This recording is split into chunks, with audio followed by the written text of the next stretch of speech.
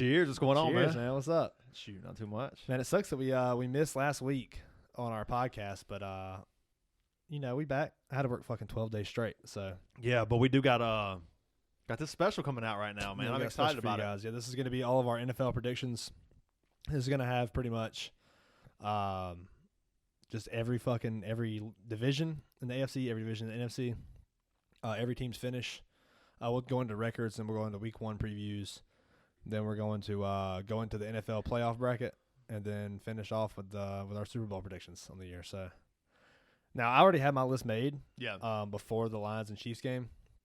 So don't act like that swayed my views. I will say this. I didn't, and it did sway my views slightly on the Lions, I have to say. I don't think that they are going to place anywhere that's going to matter for me long term. But I think I did, on some of them tighter games, seeing them go into Arrowhead and beat the Chiefs in week 1, that did kind of fake a punt from their own 17-yard line. Big balls, man. That's crazy. Guns Mahoney, big balls. Yeah, right. Fucking Dan Campbell. Love Dan Campbell. So, yeah, you want to start off with the AFC North? I do. I think this is going to be one of the most one of the toughest divisions, competitive divisions in football, Get us dude. up on the word. I know. The AFC North. Finishing last, I got the Browns. Me too. At 9-8. Finished last two. Got them finishing at 9-8. I think. I do think Deshaun's going to come out and put up a top 10 quarterback season.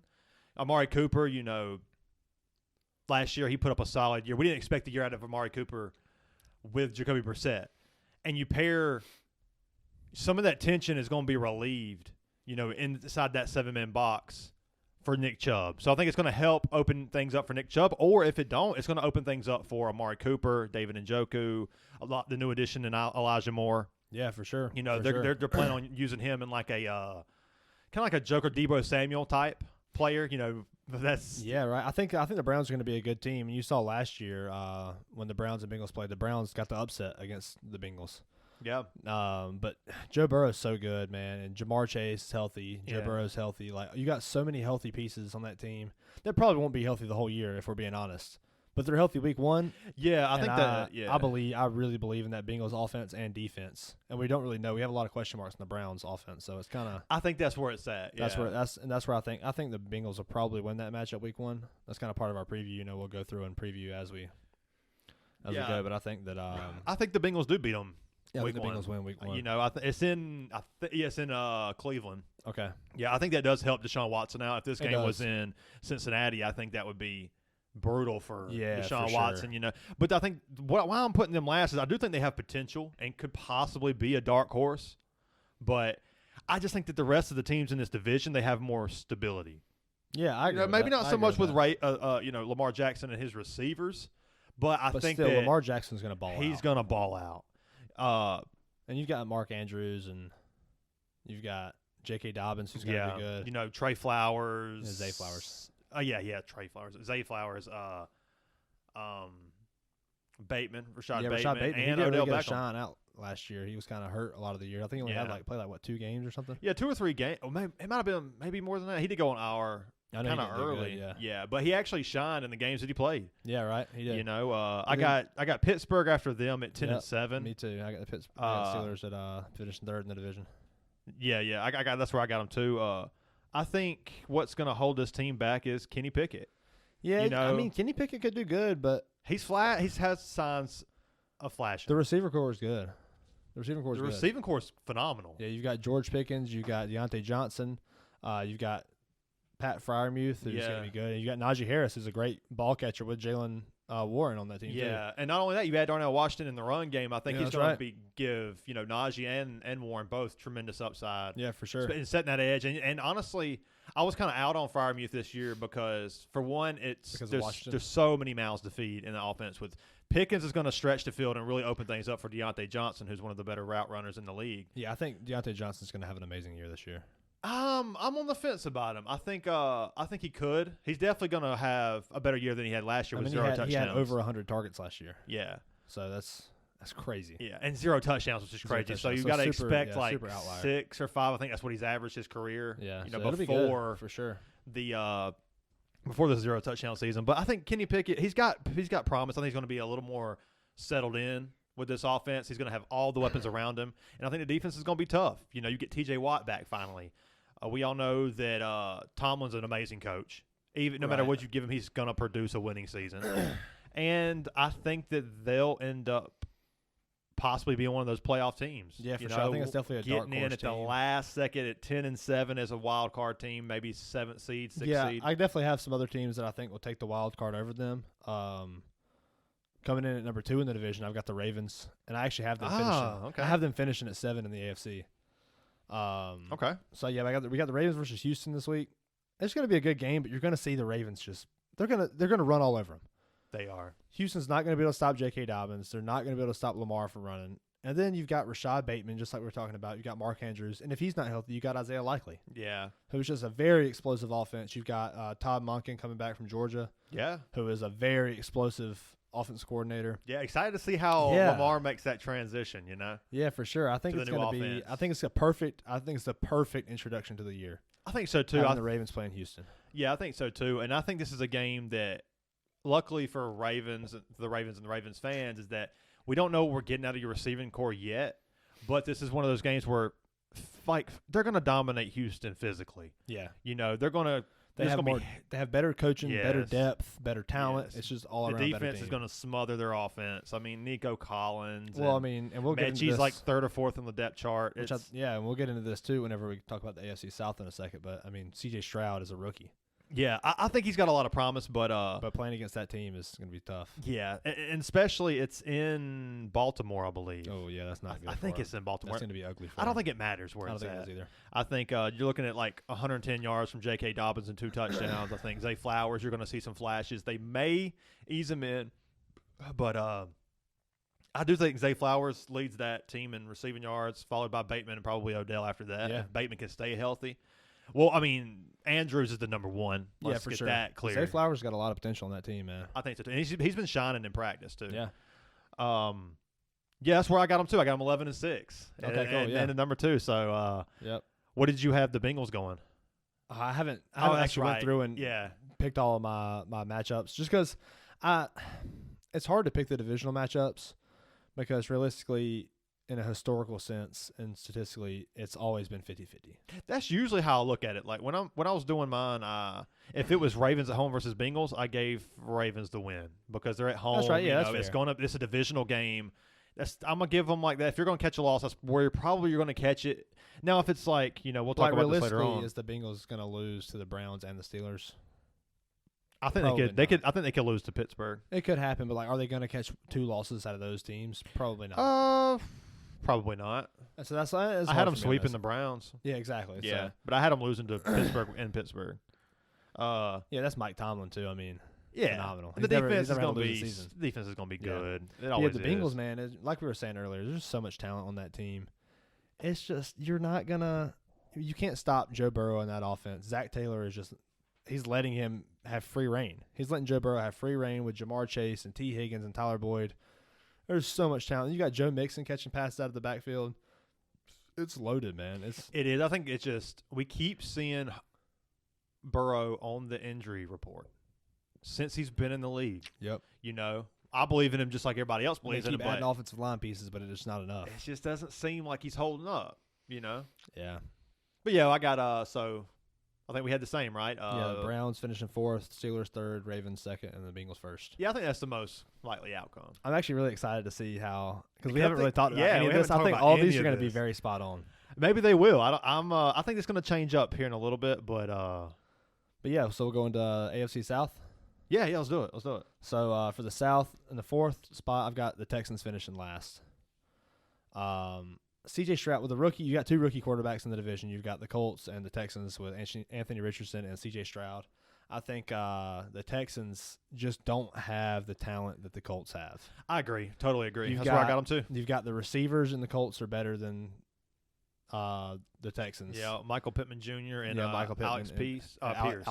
Pierce. Yeah. And then you've got I think it's a better coaching staff at Indianapolis, and just the Texans. I don't know if I believe in C.J. Stroud. Damian Pierce, though, the running back for the Texans, is going to be a fireball. I mean, he's going to be fucking He's good. going to move the chains, yeah. He's going to move the chains. He's going to get a lot of goal line work. Could hit 10 touchdowns this year. But at the end of the day, like, you got Zaire Franklin. Like, you don't have any defensive pieces for the Texans that much. Like, they're struggling on defense, and their offense they don't have the firepower to keep up with their defense is going to give up. Yeah, I think you're 100% right, and that's why I got them going 4-13. I think it's going to be a rough year for them. Nico Collins could shine. Dr. Schultz. Dr. Schultz. What's his name? Damn it. You mess fuck me up now. Dalton Schultz. Dalton Schultz, yeah.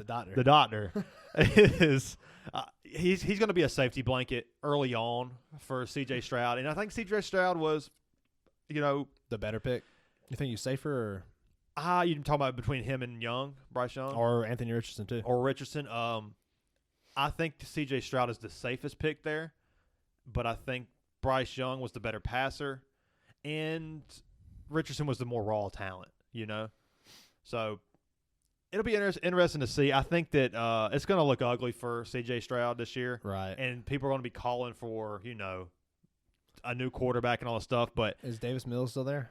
He's still there. They might be calling like a third year. Yeah, he's third year. Yeah, they might be. I'm sure they will. But then again, like, no one's going to be doing anything. No quarterback's going to save that offense. No. I mean, if you throw Tom Brady out there, he's not saving. Struggle. He's right? not he's saving it. Yeah. But yeah, I got the Texans finishing fourth. I've got the Colts finishing third. I do too. We talked about the Texans and Ravens matchup already, but I've got the Colts finishing third. I do think that Anthony Richardson's going to play pretty good this year. I think that they could potentially have a very close to a 500 season. I would probably guess that they'll maybe a 6 or 7 win season, maybe a 7-win season. 7-9 is probably, or I guess 7-10 now. Yeah, that's probably a fair guess on what I would say. I hadn't seen their schedule, so it's hard to say, but I like Anthony Richardson. I've thought about taking him in some fantasy football drafts. I think he's got a lot of talent, and I think that if Jonathan Taylor can get healthy in that team, then he could come back and maybe they could make a little bit of a run for a wild card spot. But I don't think it's going to happen. I would not bet on it. I'm saying probably a 6-win team. Yeah, I got them at 5-12. Yeah, I think Jim Irsay is a moron. You were going to say a fucking idiot.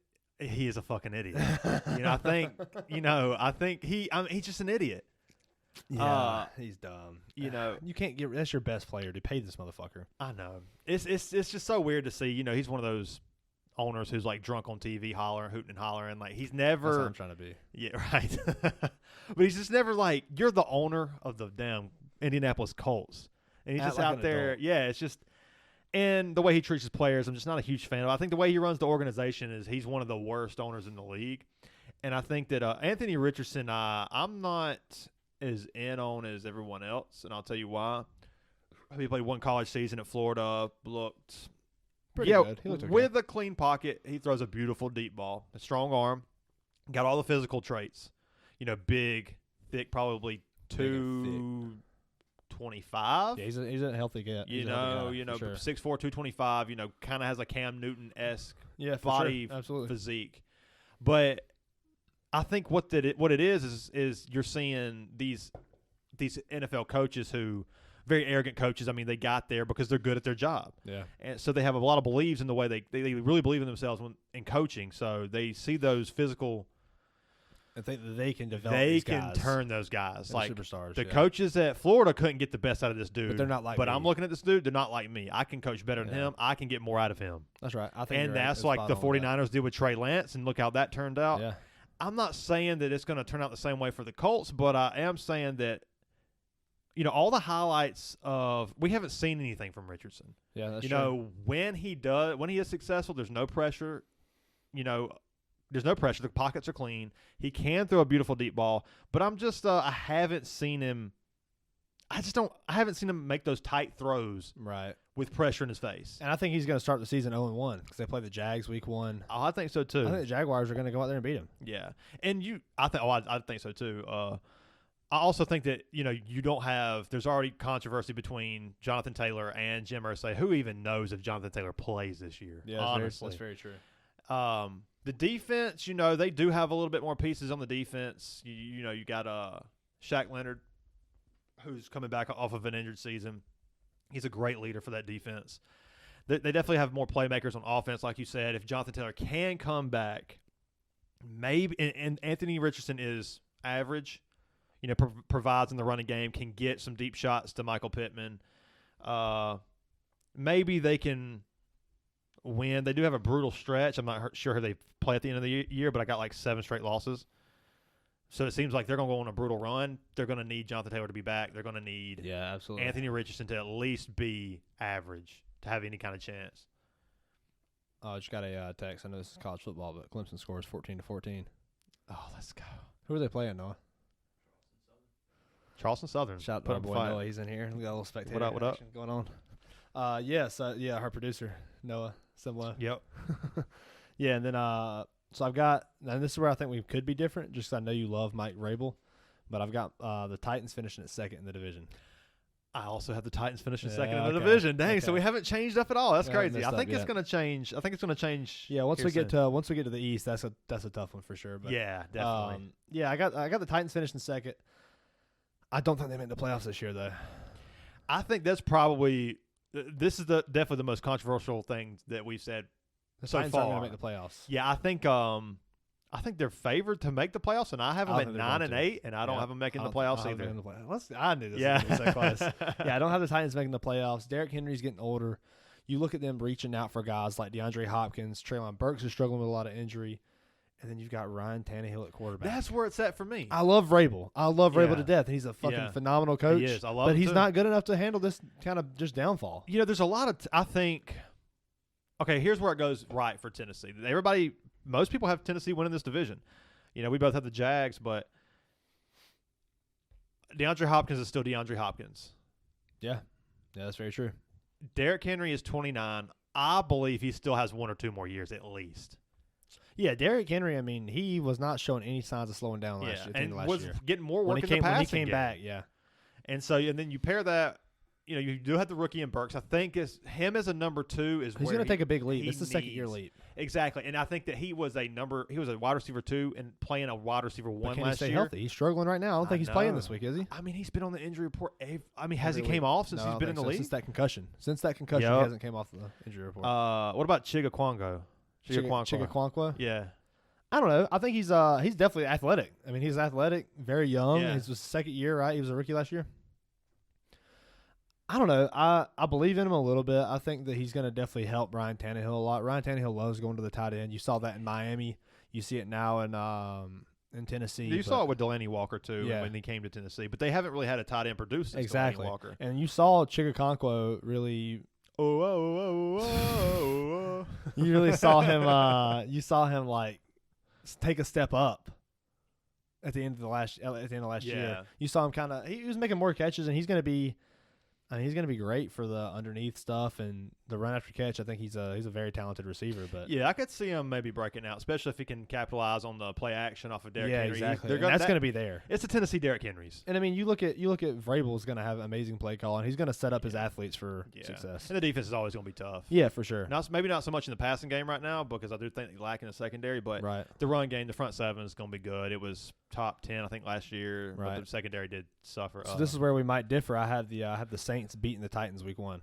Well, let's talk a little bit about the Jags. I feel like we kind of skipped over them. Well, we haven't gotten there yet. I was just talking about the week matchup with the Titans. Sorry. Yeah. I think that the Saints win that. That's in New Orleans, right? Yeah, it's in New Orleans. Yeah, I got the Saints winning against the Titans. I'm excited about that game. I do think the Saints win. Yep, me too. I think Chris Olave is going to just murder it. And you've got Derrick Henry, who can clearly support a number 1 wide receiver. You saw that last year with Derek Carr, sorry.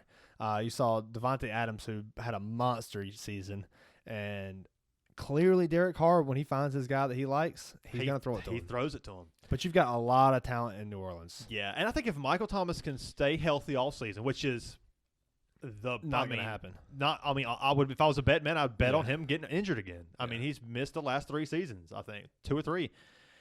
But if he can stay healthy and kind of give like a more. He's going to be the underneath guy. He has to be the wide receiver, too. He has to be the wide receiver, too. He has to be what Larry Fitzgerald was at the back end of his career. That's spot on. A guy who can go into the slot, pick up those slant first downs, those drags, As a veteran wide receiver who's going to be there for what he's there for. Find the soft spot in the zones pick up those first downs, because I'm sure he still has the hands, but I bet he lacks, some of that speed, some of that old school vintage Michael Thomas we used to see. Yeah, we'll get into that a little bit more whenever we do get into the NFC South. Yeah.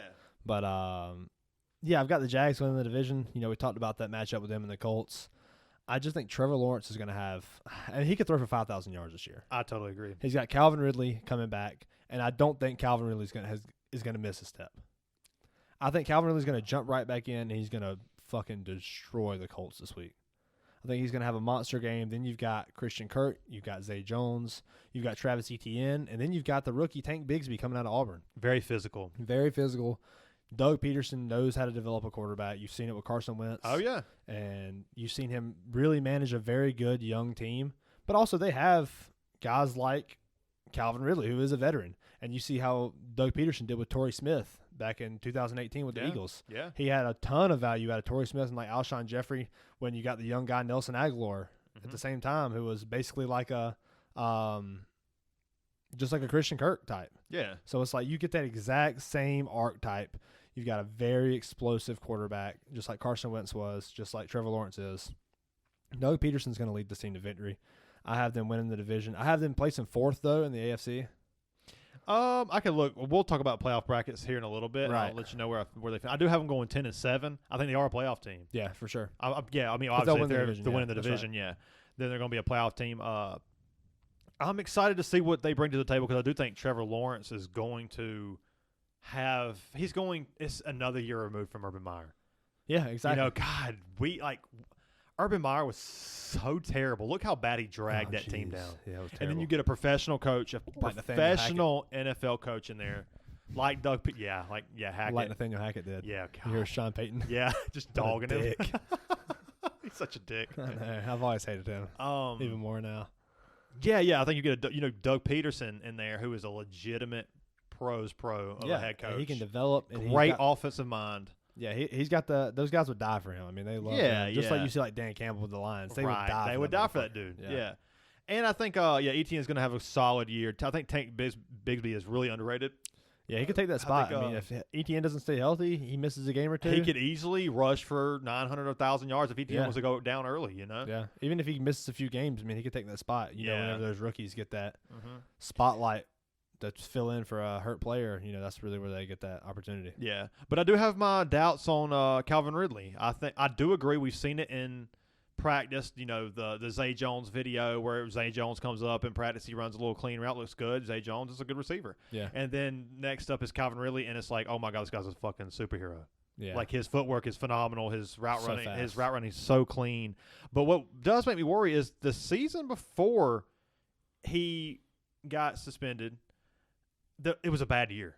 Was it? With the Falcons? It was a bad year with the Okay, Falcons. I'm thinking the year before that was really good. Amazing. Yeah. Amazing year. But that was Matt Ryan. That was after Matt Ryan left. Matt Ryan was still there, I believe. That last because season? that was 2 years I thought he played ago. with the Colts 2 years ago. No, that was Phillip Rivers 2 years ago. I You believe. sure? Because Yeah. last And year then was last Carson year Wentz. was Carson Wentz. Okay, well then 3 years ago, because he hadn't played in 2 years. I don't think Calvin really has he? Because he got injured that played year. 2 years ago at Atlanta with. I'm Yeah. pretty sure it was with Matt Ryan. Could you pull up his last year numbers? We absolutely can do Yeah, that. I think Jamie. I can't remember if it was with Matt Ryan. I'm pretty positive it was with Matt Ryan because Julio Jones was still there. Right.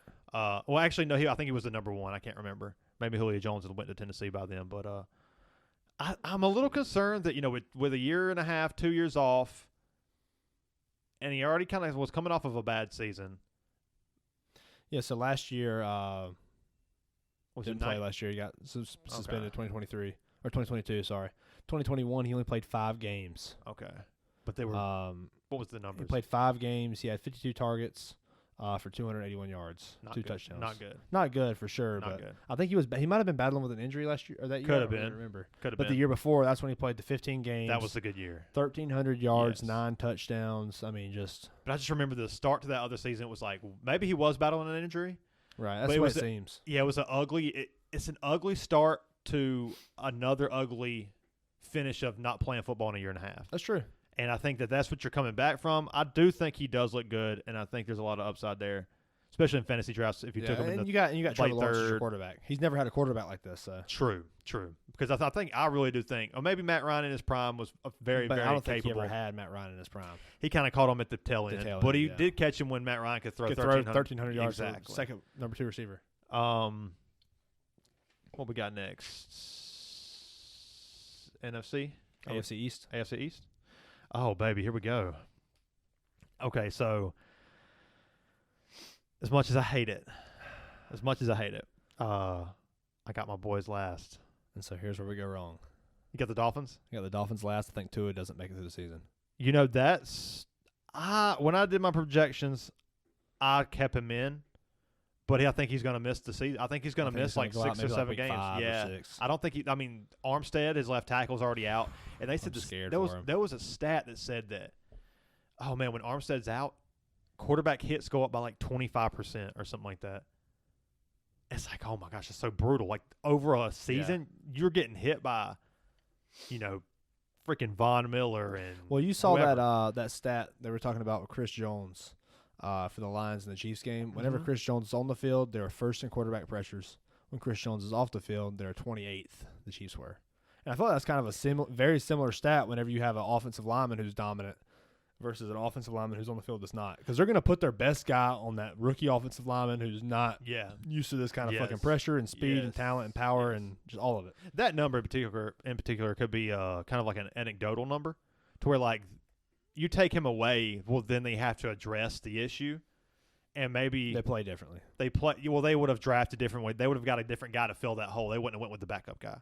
Yeah, does that make sense? Yeah, I see what you mean. But so maybe it goes down to 16 or something like that. But still, it's still a massive jump. Huge. And I think that jump kind of applies whenever you lose an offensive lineman like Teron Armstead. Because he's a top 5 tackle in the league. Yeah, but so you have the Patriots finishing last. I do. I got them at 7-10, and the schedule is brutal because I mean they play with Philly. Yeah, they play the NFC East, and they also play the AFC East, which twice. Probably two of the best divisions in the league. In the league, sure. The AFC North also being one of those divisions, I think. But yeah, the Patriots going 7-10. I do think they're not going to be as bad as people think. My expectations are 7-10. I mean, that's what I said. But I do think that, Mac Jones got to the Pro Bowl his first year. He shined. They was expecting to break out in the second year. And they went out there and just didn't let him throw. And they went out there and this is a Bill Belichick issue. He hired a defensive coordinator in Matt Patricia to run the offense with Joe Judge, and it was a circus act. Awful, yeah. It was sad. It was hard to watch, and you're like, God, like you're not even giving your quarterback the ability. We don't even have the guys who can stretch the field, much less give the quarterback anything. And so then you bring in Bill O'Brien. You bring in a good goal line back in Ezekiel Elliott, which I'm not huge on that signing, but I do think Ramondre Stevenson is going to have a phenomenal year. Parker and Juju Smith-Schuster. I think that those guys, they complement each other. I'm not big into that receiving core. I don't like it at all, actually. I think Kendrick Bourne I think he may be the most talented receiver on that depth chart right now. And I really hope Bill O'Brien can bring that out because Bill O'Brien is an amazing offensive coordinator. Yeah, for sure. We're talking he made Deshaun Watson a 5,000-yard passer, and his leading receiver was Will Fuller. Yeah. That's true. Will Fuller's fast. And got Bryce Young. I mean, all those Alabama, offensive coordinator for Alabama. Very smart mind. Very smart offensive mind. Maybe he shouldn't be leading organization like when he did at Houston was a debacle. Yeah, right. But I definitely understand why you had the Patriots at number 3 or number 4. Sorry, just because and you see the truth as far as that division goes. Yeah, and so it's very easy for you to make that opinion. But I could see where the only reason I have them finishing 3rd is because I think the Dolphins are just Tua's gonna get hurt. Yeah, I thought about that too. And I can see where the Patriots that swaps 10-7. Yeah. If the offense does improve, the defense is going to be great. Right. The defense is going to be really, really good. Bill always has a great defense, but yeah, I got the Dolphins at 8-9, coming at number 3. I think that that's the big worry, like you said, is Tua's health. Yeah, week 1 I got the Dolphins beating the Chargers though. I know. Do you really? I do have the Dolphins beating the Chargers. This is where we. It's in Los Angeles. It is. But I don't know, man. Brandon Staley, he's worried about his job, and like I said before, I think he's going to try to slow it down a little bit, and that's just not who this team is. I don't think they're going to slow it down because of Kellen Moore. Yeah, Kellen Moore's a great.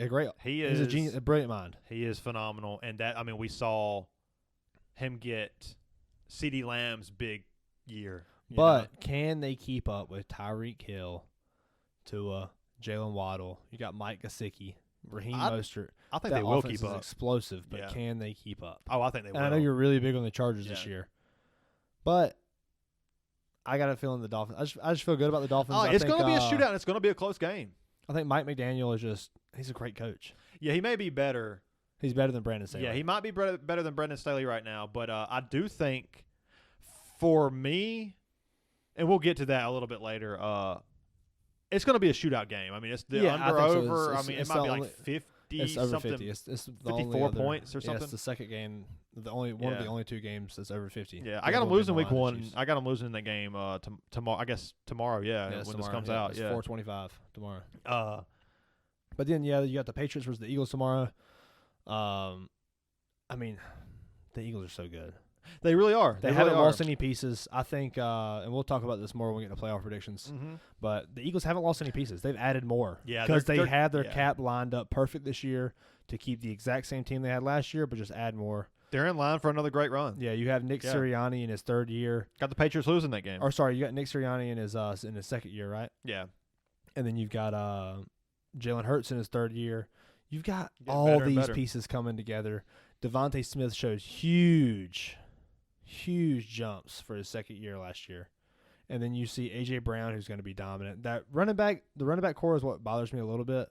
But I think with the depth that we have, even if those guys get hurt, I think we're fine. You've got guys like Boston Scott, who has shown that he can do what it takes to be a number one running back on that team, to lead the league as a running back. And then you've got guys like I'm going off on the Eagles right now.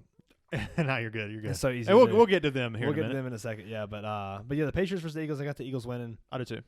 But the Patriots. I mean, I do believe in them. I think that there is a lot that could happen there with Bill O'Brien, and this is the receiving corps that worries me the most. Ramondre Stevenson's great, and I think the Ezekiel Elliott pickup was amazing. I think so too. Even though I think he's lost a step. I think but what y'all paid him was very good. I mean, $3 million if we cut him today, and if he does amazing, it's $7 million. Yeah, exactly. So. I do think they're going to be a very, very physical team. New England is, and they're going to slow it down. They're going to slow it down. Yeah, they're going to slow it down. Bill the Belichick's defense smart. is going to be good. You know, I do worry about running style quarterbacks. That's the thing. If they can shut Hurts' run down, I think that they're going to make this game close. If they can't stop him once he gets outside the pocket or takes off running, it's going to be a long day. They've got to definitely mix up that defense. The thing is, though, is that Nick Sirianni did a really good job last year at making you pick and choose what you stop. Mm-hmm. He's got the players to do it. Yeah, exactly. He's got the players to do it. The offensive line is the best in the league. So if they run the ball, if you try to stop the run, the pass is going to be wide open. If you try to stop the run at the middle, Jalen Hurts can run to the outside. There's so much that can go on. Very versatile, yeah. But Bill Belichick has such a good defense. He always has a great defense. He's got the DBs to cover A.J. Brown and Devontae Smith. So it could be a very close game. I still have the Eagles winning, though. Yeah, I think that you can never count out Bill Belichick as a defensive coordinator because we're looking at him shutting down the Falcons in the second half. One of the best offenses we've ever seen. The Rams, he shut them out. We're talking like Gurley, Kupp and Jared Goff. I mean, the offense was one of the best we've seen. Cooper Kupp, Robert Woods. Yeah, dominant offense. Yeah, Todd Gurley. Yeah, they had the most points per game that year. There's plenty. I mean, the Eagles' offense way back in the early 2000s when they had McNabb and Owens. Yeah. And even there's so many offenses they shut down. Yeah, for sure. Completely. I mean, the Chiefs in the AFC Championship against Andy Reid, Mahomes. That's right. So that was with Tyreek Hill and Travis Kelce on that team. Yeah. So you got the Jets too? I've got the Jets too. I did too. 10-7 this year. 10-7. That's a pretty good. I feel like that's fair. Yeah. Aaron Rodgers. I mean, we'll see. He's either going to be a fucking MVP candidate or shit. I think that what you're going to get with Aaron Rodgers is efficiency, like we've always gotten. Yeah, he's not going to get sacked much. He's going to throw the ball away. He's not going to turn it over. They're going to focus on that run game because the offensive line isn't the best over there. The only thing that makes me think that they're going to be a lot better than expected, which, I mean, you've got guys saying they're going to go to the Super Bowl, but a lot better than expected is that Aaron Rodgers' attitude is completely different in New York than it was in Green Bay. It is a little less arrogant. He's not. You hadn't seen him go on any of these talk shows. He hasn't been on Pat McAfee's show at all since he's joined the Jets. Really? Yeah, he hadn't been on there talking to he always used to go on there all the time. Exactly, yeah. And then you see him mentoring Zach Wilson. Like, you see him mentoring Zach Wilson. You see him having a really good relationship with these receivers and these coaches. You've got Nathaniel Hackett, who left. That was his guy. That's his guy. Left Denver, is now at the Jets. So I think you're in to see a very good version of Aaron Rodgers like we used to see. Yeah. You're going to see Garrett Wilson have an insane year. Garrett Wilson's going to have an amazing year. The schedule's brutal, man. It is brutal, for That's sure. the thing. That's the thing for the Jets. That's why I got them going 10-7. I think the talent's there. Yeah. But I think the schedule is so damn brutal. I mean, they open up against the Bills Monday night. Yeah, and they're going to lose that game. I think so, too. But I do have them making the playoffs. I actually have them missing the playoffs. Really? Yep. This will be good then to see what you got in there. Yeah. I think I do. We'll see. So then we got the Bills. Obviously, the Bills are number 1 in this division. 12-5 is what I got them. Yeah, that's with you saying they're probably going to lose half the divisional games, I'd imagine, right? Yeah, I got them like losing one to the Jets, losing Patriots one and to the the Dolphins. Dolphins. I got them sweeping the Patriots. Okay. Yeah, like the Bills, I mean, what more is there to say? The only hole they had in that offense was running back, and I think Jared Cook is going to take the step to fill that role this year. James Cook, yeah. I I think so too, man. I think you're going to get a healthy Gabe Davis, which is going to help stretch the field. Stephon Diggs. He's Stephon Diggs. Such a damn diva, But dude. he's still Stephon Diggs. He's still Stephon incredible Diggs. talent. Yeah, but God, he gets on my nerves. Then you got Dawson Knox, who's always been a good tight end. Always. And then you got Dalton Kincaid, who's stepping in, who's going to take even more targets. Yeah, they're talking about playing him in the slot. Playing him in the slot, I think which you're is what going they to need. see. I think what you see out of tight ends early on in their career, like rookie tight ends, is it's a hard position to play. So like in college, they look phenomenal, but when they get to the pros, it's kind of hard for them to learn the blocking schemes and the route tree and the offense. So they really tend to have a rough year. I think what they're going to do with Kincaid is they're going to focus him on the route tree and have Dawson Knox the more blocking scheme kind of guy. We'll see if they do that. I don't know if they will. You saw that with Sam Laporta with the Lions. Played fucking Thursday. great. Yeah, they had him lined up out wide. He didn't block on a single play. I don't think. And I love that. Yeah, it's smart. That's smart grudging. I think that's honestly, it seems to be the Travis Kelce effect. Yeah, for sure. You know? Yeah, Travis Kelce is just so dominant. Yeah. And you see the difference he made. Yeah. Not having a guy like him on the field. You don't need a tight end that can dominate in the blocking game. Like, because especially if you have an offense that's not run heavy, like the Bills. Yeah, you don't need exactly. You don't need a tight end like that if he can just find the open zone every single time. Right. And can if he's always open. Yeah. A big body guy if you put a DB on him, he's just going to physically outmuscle him. And then he's faster than the linebacker. And then he's faster than the linebacker. That's what Travis Kelce is, you know? Yeah, and I think that's what you'll see with Dalton Kincaid. I don't think you'll see that this year, but I think you'll definitely see some flashes of that. I think you will too, yeah. But the Bills, I think they're going to the defense is going to be tough, especially against the Bills can rush the passer. They can come back from any score. You got to have the quarterback that can come back from any score. 2 3-point possession games. Yeah. And they can rush the passer, and they Shawn also McDermott have is amazing. one of the best secondaries in the league. Yeah, it's incredible. It was incredible last year, and it's incredible this year. But yeah, we got AFC West next. That's the last AFC division we got. Yeah, this one's interesting. I'm really excited to get to talk about this one. I've got the Raiders finishing last in this division. I don't. Oh, I guess you got the Broncos? I got the Broncos finishing last. So I got the Raiders finishing last. I don't believe in Jimmy Garoppolo. You know, the funny thing is to have them with the same record, and that's 5-12. And I get, yeah, that makes sense to me. I don't believe in Jimmy Garoppolo, even though Josh McDaniels is over there. That's his fucking guy. They got Jacoby Myers over there. They got Devontae Adams. The talent's there, but and I think Devontae Adams is still going to have a great year. Devontae Adams, they'll force feed him. Balled out with fucking Jarrett Stidham. I don't think it matters. He's one of those, like, especially like DeAndre Hopkins early in his career. It could be Darnell Savage. It could be Matt Schaub. It could be any of these rotating Shane Rosenfeld motherfuckers. And he balled out. He would still ball out for 1,400 yards. You know? Yeah. You're going to see Devontae Adams just fucking. I mean, he's going to carve up every defense. You got Josh Jacobs, the best route runner in the league. Josh Jacobs is going to carve up every fucking defense. It doesn't matter. But Jimmy Garoppolo cannot. He can't do it. You know what? One of the stats. Jimmy. Yeah, I don't believe in. He's a very accurate quarterback. Great release. Yeah. Quick release. Gets the ball out fast. You're going to see that with guys that sat under Brady for 7 years. Yeah, true. But if you can't do it in San Francisco with Kyle Shanahan and literally that was the perfect place for him. Debo Get the Samuel, ball Brandon out Ayuk, fast George Kittle. to put players who can get runs after the catch. George Kittle is one of the best run after catch guys in the league. Debo Samuel is the best run after catch. the best run after catch.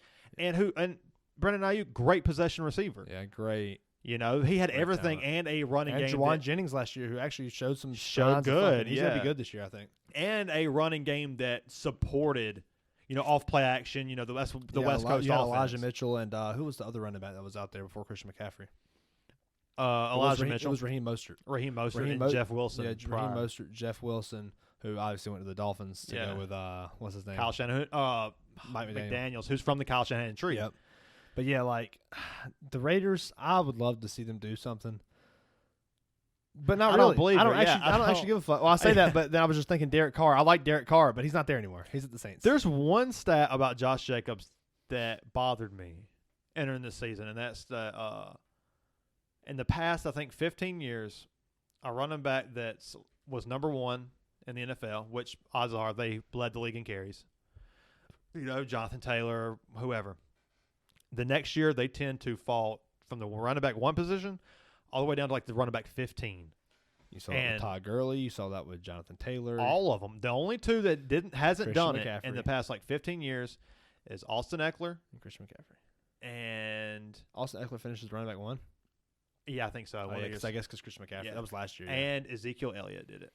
Really? Yeah, and finishing the top five the following year, not back-to-back number ones. Finished one, then turned around and finished in the top five. That's amazing. Yeah, that's great. And that's like, okay, is Josh Jacobs? I mean, before this season, he was never that guy. I mean, he was a productive running back, a 1,100-yard kind of guy.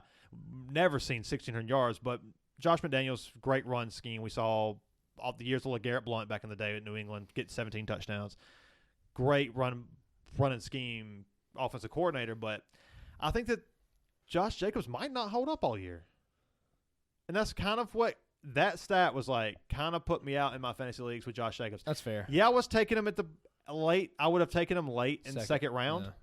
But I don't feel good about it because of that stat. Right. Yeah, and I've got the Raiders. I actually got the Raiders beating the Broncos week 1. I don't believe Sean Payton. I have the Raiders losing that game. I don't believe Sean Payton is gonna do much with Russell Wilson, and I think that's why, like you said, they're gonna. You haven't finished them 5-12. The Broncos and the Raiders 5-12. They're both gonna be shit. Yeah. Jimmy Garoppolo is not going to hold up. It just depends. If Russell Wilson can go back to vintage Russell Wilson, which is possible with Sean Payton. Sean Payton's already bitching and moaning about the roster. That is why I have them finishing third and very close to the Raiders. It was hard. That was one of the hardest picks I had. Was switching those two. And I think the biggest difference is just fucking Jimmy Garoppolo. Yeah. Who's better, Jimmy Garoppolo? Who are you taking, Jimmy Garoppolo or Russell Wilson right now? Right now, Jimmy Garoppolo. Me too. But the upside for Russell Wilson is better. Yeah. Russell Wilson really has that potential to be. I mean, he's a Hall of Fame quarterback. Okay, the next question is, who do you have number 2 in the division? Chargers. Okay. I have the Chiefs. That is surprising. I have the Chiefs.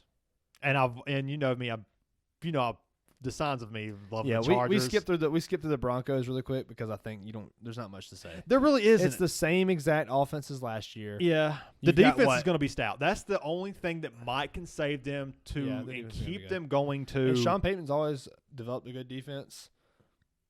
I mean, you saw that. Well, I mean, I guess not really that good because you saw that's why Drew Brees had such good numbers. I think the ceiling is 8-9 for the Broncos. That's probably fair. Yeah. The floor. I probably got them at the floor at 5-12. That's the defense is gonna keep them in games. They could get lucky on some plays here and there and go 8-9 and finish third in the division. And Garoppolo gets hurt, and then the Raiders finish last at 5-12 too. But I think they both have the same upside. I probably would have both of them at their floor at 5-12. Another reason I want the Raiders to finish last because I think they did Derek Carr dirty. They did. They traded Derek Carr, who's better than Jimmy Garoppolo, for Jimmy Garoppolo. It just got to the point to where it's the same thing. Carr had the relationship was done. Yeah, I get it, but Carr still believed in himself.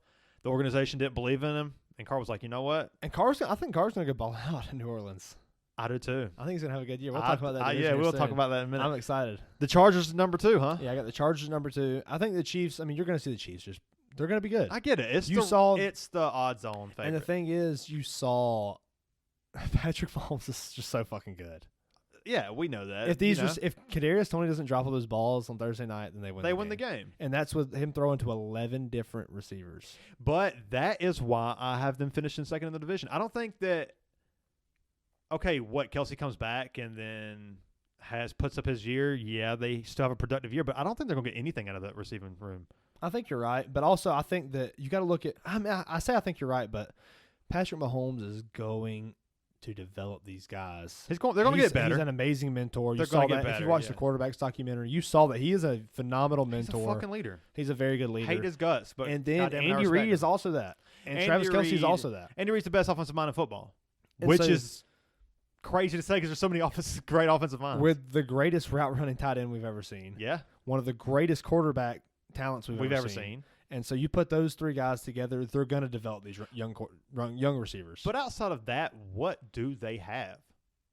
I mean, they've got Isaiah Pacheco and Jarrett McKinnon, who's old as fuck and didn't really do shit. He was dropping balls too. They don't scare you. For me, if I'm a defensive coordinator, they do have speed receivers like Valdez-Scantling is a speed receiver. Rashee Rice is pretty fast. He's rookie. Actually he had some flashes on Thursday night. You can tend to put an average veteran on a rookie, especially one like Rashee Rice, and he's going to have a subpar game. Yeah, that's probably just because off of experience of being an experienced vet. Yeah, I think they're going to struggle to get production from any of the receivers. I don't think there's a number one there. I don't even know if there's a number two there. Right? Is there a Treylon Burks there? Is there a Juju Smith-Schuster from Pittsburgh there? I don't think so. Yeah, they have no veteran. That's what they're definitely missing on Thursday with no Travis Kelce out there. No guy that you have to target. Kelsey's getting older. But injury already. But the only reason I support the Chiefs being number one is because you look at the Super Bowl last year and what was different. That's the thing. Yeah, you saw Juju out there, but really you don't even believe in Juju. You were upset when they took him as the Patriots. So and he was productive there. Yeah, but really he didn't do shit. But yeah, him leaving, he was productive because you have Patrick Mahomes and Travis Kelce. Exactly. So I think these receivers are going to get that same benefit. Whenever you see Travis Kelce come out there, you're going to see the exact same thing. You're going to see. All these receivers are going to fucking pick up their game. You're going to see Kadarius Toney probably is going to fucking ball out this year. I think he'll bounce back. He looked rough, but he was fucking open every other play, dude. If you watch that game, he was open all game. Bad day. He was open all game. He had like 4 targets and he dropped all 4. He caught 1 and dropped 3. If it's not Andy Reid, if it's one of these coaches with their job on the line, I think Kadarius Toney's gone. Yeah. That was one of the worst performances I've ever seen. Yeah, it was tough for sure, but I think he deleted his Twitter, which this is a good move. That's a very good mental health. That's a good mental health. Great move, yeah. But the Chargers, I mean, I get why you would have them at number 1. Justin Herbert hasn't had a healthy receiving core like ever. Yeah, and my last little note on the Chiefs is that Chris Jones early on, no Travis Kelce early on. I think that they're going to take some losses early on that's going to make them go 11-6, and it's going to ultimately at the end it's going to cost them. Yeah, because of the slow start. I made this assessment of the Chiefs finishing first before the first in their division, not in the AFC. I have them finishing second in the AFC. I had this before Travis Kelce was out and before. Yeah, I just assumed Chris Jones was there and Travis Kelce was there. Yeah. But yeah, the Chargers dude, Justin Herbert's he's gonna be fucking amazing. Yeah, I think this is potential MVP time for Justin Herbert. Yeah, and the problem is if they don't ball out like this, Brandon Staley's job is on the line. He's gone. And it shouldn't be. He's made the playoffs 2 years in a row, right? Or he missed it the year before. He missed it the year before. But that loss to the Jags is ringing on everyone's ears. Yeah, for me, this is the talent's there. Yeah. There's no excuses. Yeah, you brought in Kellen Moore. You have Mike Williams, physical, dominant receiver on the outside. You have Keenan Allen, top 5 route runner in the league. I mean, who we got? Devontae Adams ahead of him. Not very many. Justin Jefferson. I mean, there's not really very many route runners who can run a route like Keenan Allen can. Right. You got Gerald Everett at tight end, who's going to pick up first downs on check downs. And you got Austin Eckler, who is the second best running back in the league. I think you bring in Kellen Moore, who's going to He will maximize offensive talent, and there's talent to be maximized. Yeah, for sure. And yeah, I'm going 12-6. I got the Chiefs going 11. I got the Chargers going 12-5. I got the Chiefs going 11-6. Okay, yeah, I like that. You want to get in the NFC? Let's do it. Oh, so where do you want to start? NFC North. Yeah, go ahead. Okay, I got the Packers finishing last at 7-10. I have the Packers also finishing last. Really? Yeah. Okay, I could see that. I mean, I'm big on Justin Fields. You are, yeah. I got the Packers finishing 7-10. I think the beginning of the schedule is brutal. Gets a little easier, and then it gets brutal again. I think the receivers are already unhealthy. And we are already kind of – it's kind of like last year Ravens, it feels like. Yeah, exactly. And you got Jordan Love taking over the franchise. I'm coming around on Jordan Love a little bit more. I am too, but like with that receiving core being unhealthy, you got Aaron Jones getting a little bit older. Yeah. You've got all those receivers just so unhealthy, and they lost Robert Tonyan. You're starting to lose these guys. You're starting to lose the guys that like really made the Packers the Packers. But it was really tough for me with the Bears, but I think really the Bears are just going to do better than the Packers. I don't think it's going to just be like the Packers being a shithole. I really do believe in Jordan I think Love, so like you were too. saying. Yeah. The schedule's a little tough for them. I think that's going to be a very tight division. That's the most wide open division in football, I think. Maybe that or like the AFC North. I don't know. I disagree. I think the NFC South is the most wide open division. NFC South, yeah, that's a good one. But this one is like, I mean, who's the best quarterback in the division? Kirk Cousins? Jared Goff? Yeah, probably Kirk Cousins. He's the most veteran. That's the thing. I don't think the Bears. I mean, the Bears, I guess, could do something. And if Jordan Love blew up, then he could win. But I think odds are it's going to be either the Lions or the Vikings winning that division. Yeah. For the Packers, you need the receiving core to be healthy for Jordan Love to have the breakout. And they're not healtty right now. Yeah, Romeo Doubs is struggling, and Christian Watson's out this week. We just saw how much Mahomes struggled with like the young guys that he had that couldn't show up. I think you could get a lot of that in Green Bay, and it can either hurt Jordan Love or it could either help him if Christian Watson's there. They need Christian Watson to be there. They need Musgrave to step up. They need Dobbs to get the hamstring healthy, and I think they're going to rely on it through the running game. I think you're going to see more out of it. Yep. I think you're going to see a big dose between A.J. Dillon and Aaron Jones, but I think, and as the year goes on, I think A.J. Dillon is going to become more of the lead back because Aaron Jones is getting old. And he can't handle that kind of workload. Yeah, especially in Lambeau in the snow game. I mean, that's A.J. Dillon territory. Finish the game out. Yeah, and then you got week 1, the Packers play in Chicago against the Bears. The Bears are hyped up. I think the Bears win that game. I think the Bears win that game because the running game is going to be too good. I think Khalil Herbert is who should have fucking been there to begin with. I think he's better than David Montgomery. And I know this has been said a lot. I actually agree with you. I think he's been better than David Montgomery the whole time. You saw him. It's like efficiency. It was like who was it at the Browns? It was Isaiah Crowell. Yeah, who showed out? No, not Isaiah Crowell. It was either Isaiah Crowell. It was somebody like I forget who it was. Before Chubb. Might have been Crowell. Because I had him in fantasy and I was like, man, he's fucking balling out. But the whole time knowing I'm like, Nick Chubb is just so much better. Yeah. Nick Chubb has the breakaway speed. He has the durability. Who was it? Isaiah Crowell was, but I think that was a little earlier. He might have been at the Jets at that point. Yeah.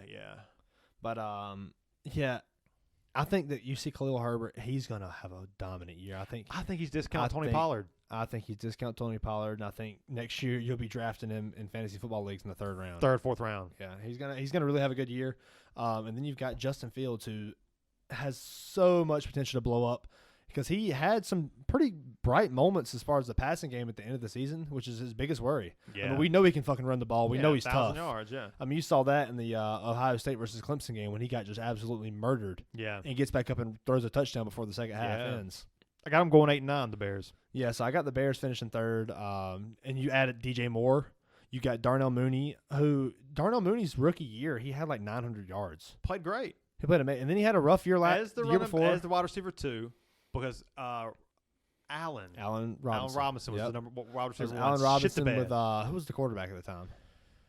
Oh, Mitchell Trubisky. I was picturing his face, but I couldn't think of his name. Yeah, and so like you have a lot of upside. Who Mitchell Trubisky, Justin Fields plays a lot like that, and if he can develop that passing game, you can see. I think you're in to see Darnell Mooney and DJ Moore both close to 1,000 yards this year. I think DJ Moore goes for like 1,100, and I think Darnell Mooney will go for about 800 this year.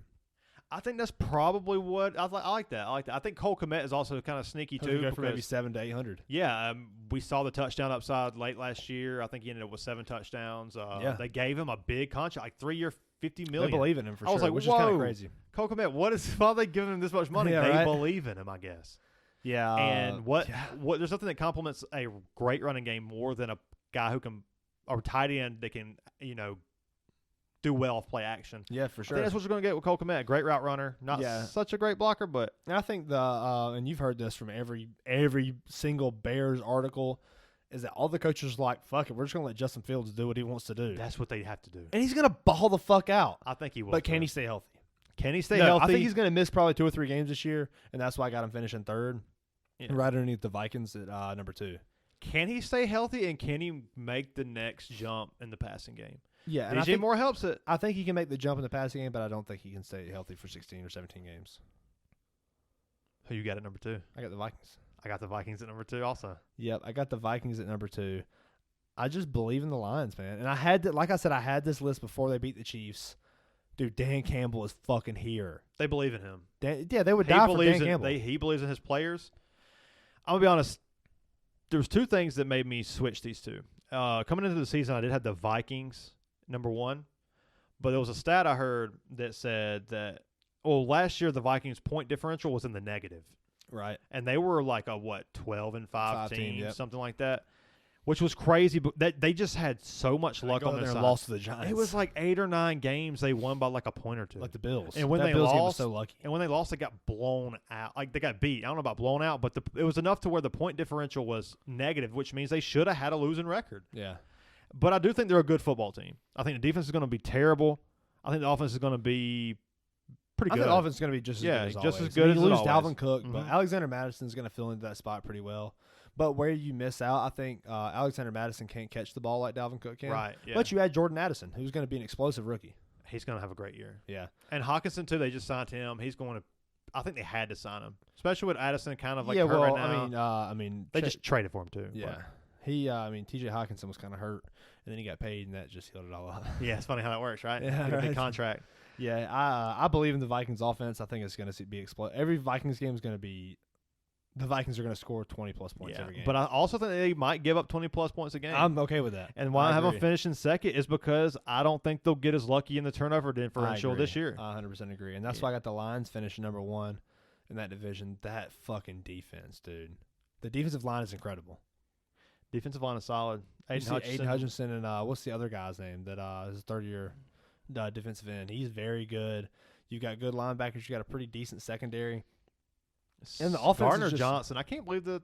I guess he wanted too much. Yeah, He wanted too much money. I mean, rightfully so. He's a baller, dude. And he showed out. What I really like about the Eagles organization, I'll say this again. I'll just talk about him again.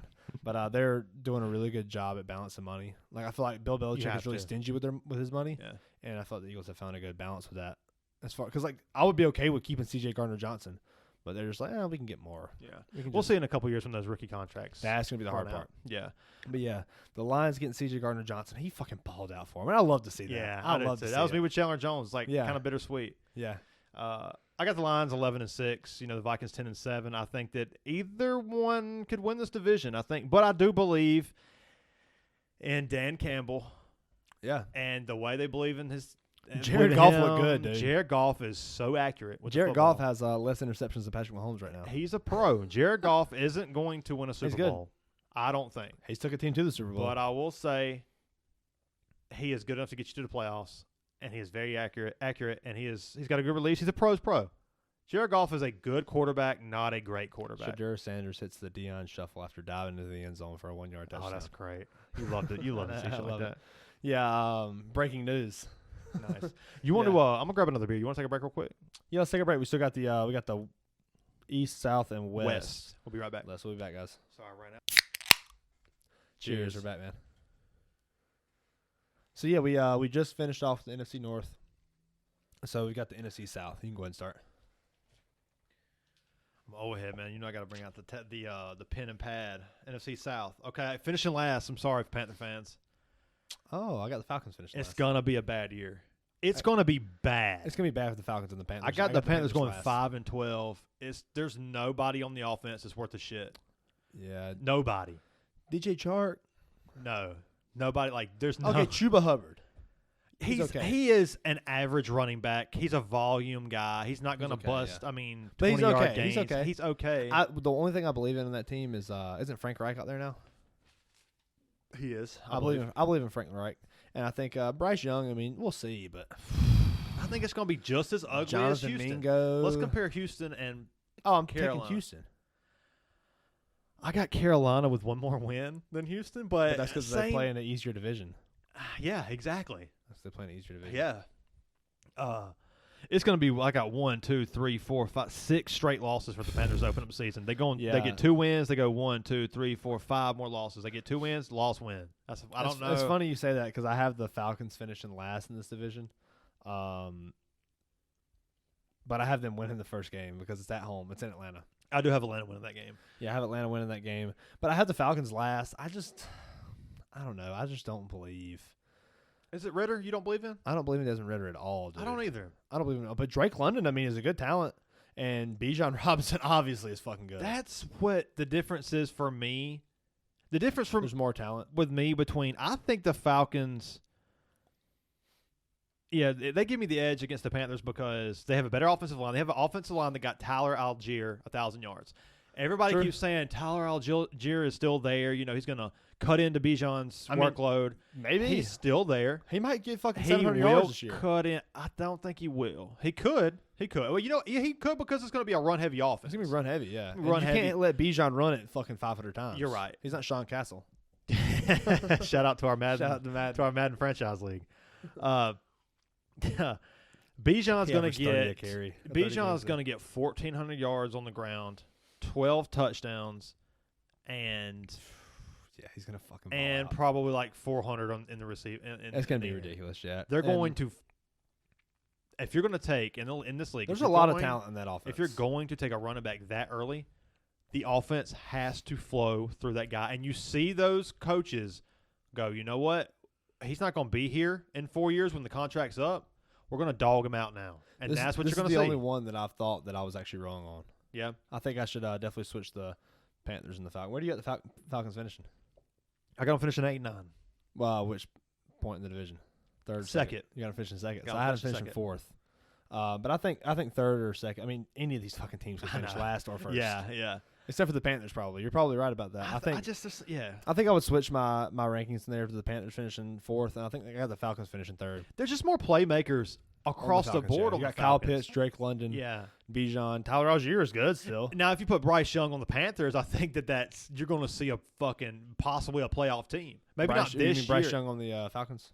Yeah. Sorry. If you put Bryce Young on the Falcons, I think you could I agree with that. Potentially see a 10-7 team. Yeah, they are young, so that might be their downfall. Maybe they still have a winning season, but the Panthers do always come out with a good defense, and they're going to slow the game down, just like the Falcons are planning on doing. I'm sure. You saw it last year. They were super run heavy. Both teams were. This first game of the fucking season is going to be boring as fuck for the Panthers and Falcons. I think it depends. I think it's going to be. It could be a boring game. It's going to be boring. It's going to be fucking run the ball, boring. 3 and out, 3 and out, 3 and out, kick a field goal, 3 and out. Kyle Pitts wide open, goes over his head. Drake London wide open, goes over his head. The good thing about Drake London, the build, like that Mike Evans build, is that it helps out. It depends on what kind of quarterback you got. Do you have a quarterback that has some balls or not? Do you have the Jameis Winston Fitz magic in you? 30 for 30, baby. If you're going to be bad, baby, let's just throw it up to the guy like Drake London. Yeah. Who's going to come down probably, with it. Or Kyle Pitts. Get it there. Bijan Robinson, probably going to come with it. He's an amazing receiver. I was so upset that the Eagles didn't draft him. They didn't get I'm so upset that because I thought that if it would have made it them, they would have. It's the obvious pick for. I would have loved to see him there, but he does go to a place he's going to get used. Got a phenomenal offensive line. Yeah, for sure. Who you got at 3? Falcons. Yeah, I got the Falcons at 3. I got the Bucks at 2. I kind of believe in Baker Mayfield this year, and that's why I got them at 2. I would keep the Falcons at 3, the Panthers at 4 if I had to switch it around. But the Bucks at 2. I believe in Baker Mayfield. You do too, don't you? I got the Bucks number 3. Yeah. At 8-9. And you want to switch that, don't you? I don't. Okay. Because I don't believe in Baker Mayfield. Damn. I believe in him, man. I do think this, though. I think that you are onto something because he's kind of a veteran now. There's not as much pressure on him. He's kind of like... Yeah, he's a veteran. He's been in the league, 5 years? Yeah, he's kind of like let all that bullshit go. Like him, the pressure of being the number 1 overall pick, trying to save Cleveland. and then trying to save the Panthers. Like all you that's saw kind of that- out because And you saw that with Johnny Manziel. And Yeah, he couldn't do it. he and couldn't it do it. crushed him. It crushed him. And you look at Baker Mayfield, he's still fucking he hanging came on, off dude. the plane, won the fucking Rams game. Blew the motherfuckers out. Yeah. Well, Can't make no, yourself it think was remember that was the last drive to win the game. He had to go like 90-something yards to win the game. Oh, yeah. With it like was 2 92 weeks yards. of knowing the offense. Yeah. That is a Was guy that who's against the Broncos? that was against Seahawks. Oh, who was that against? No, I think it was a dang, who was it? Type in a Rams Baker comeback game. I think that I see what you're saying because Baker's got a good defense. That was against the Raiders. They had, of course, they blow all the fourth quarter leads. They had like, oh man, they were leading like The Chiefs About like three scores. touchdowns. yeah. It's like 21-0. I got the Bucks and the Falcons. The Falcons finishing 8-9. I think. I believe a little bit more in. The Falcons have more of an identity to me right now. They Right. know what they're going to be. You know, I think they're going to coach around that. They're going to play around that. The Bucks, they've struggled between the quarterbacks all season. Mike Evans is like talking about I might have the contract, I might not. What are we getting out of Rashad White?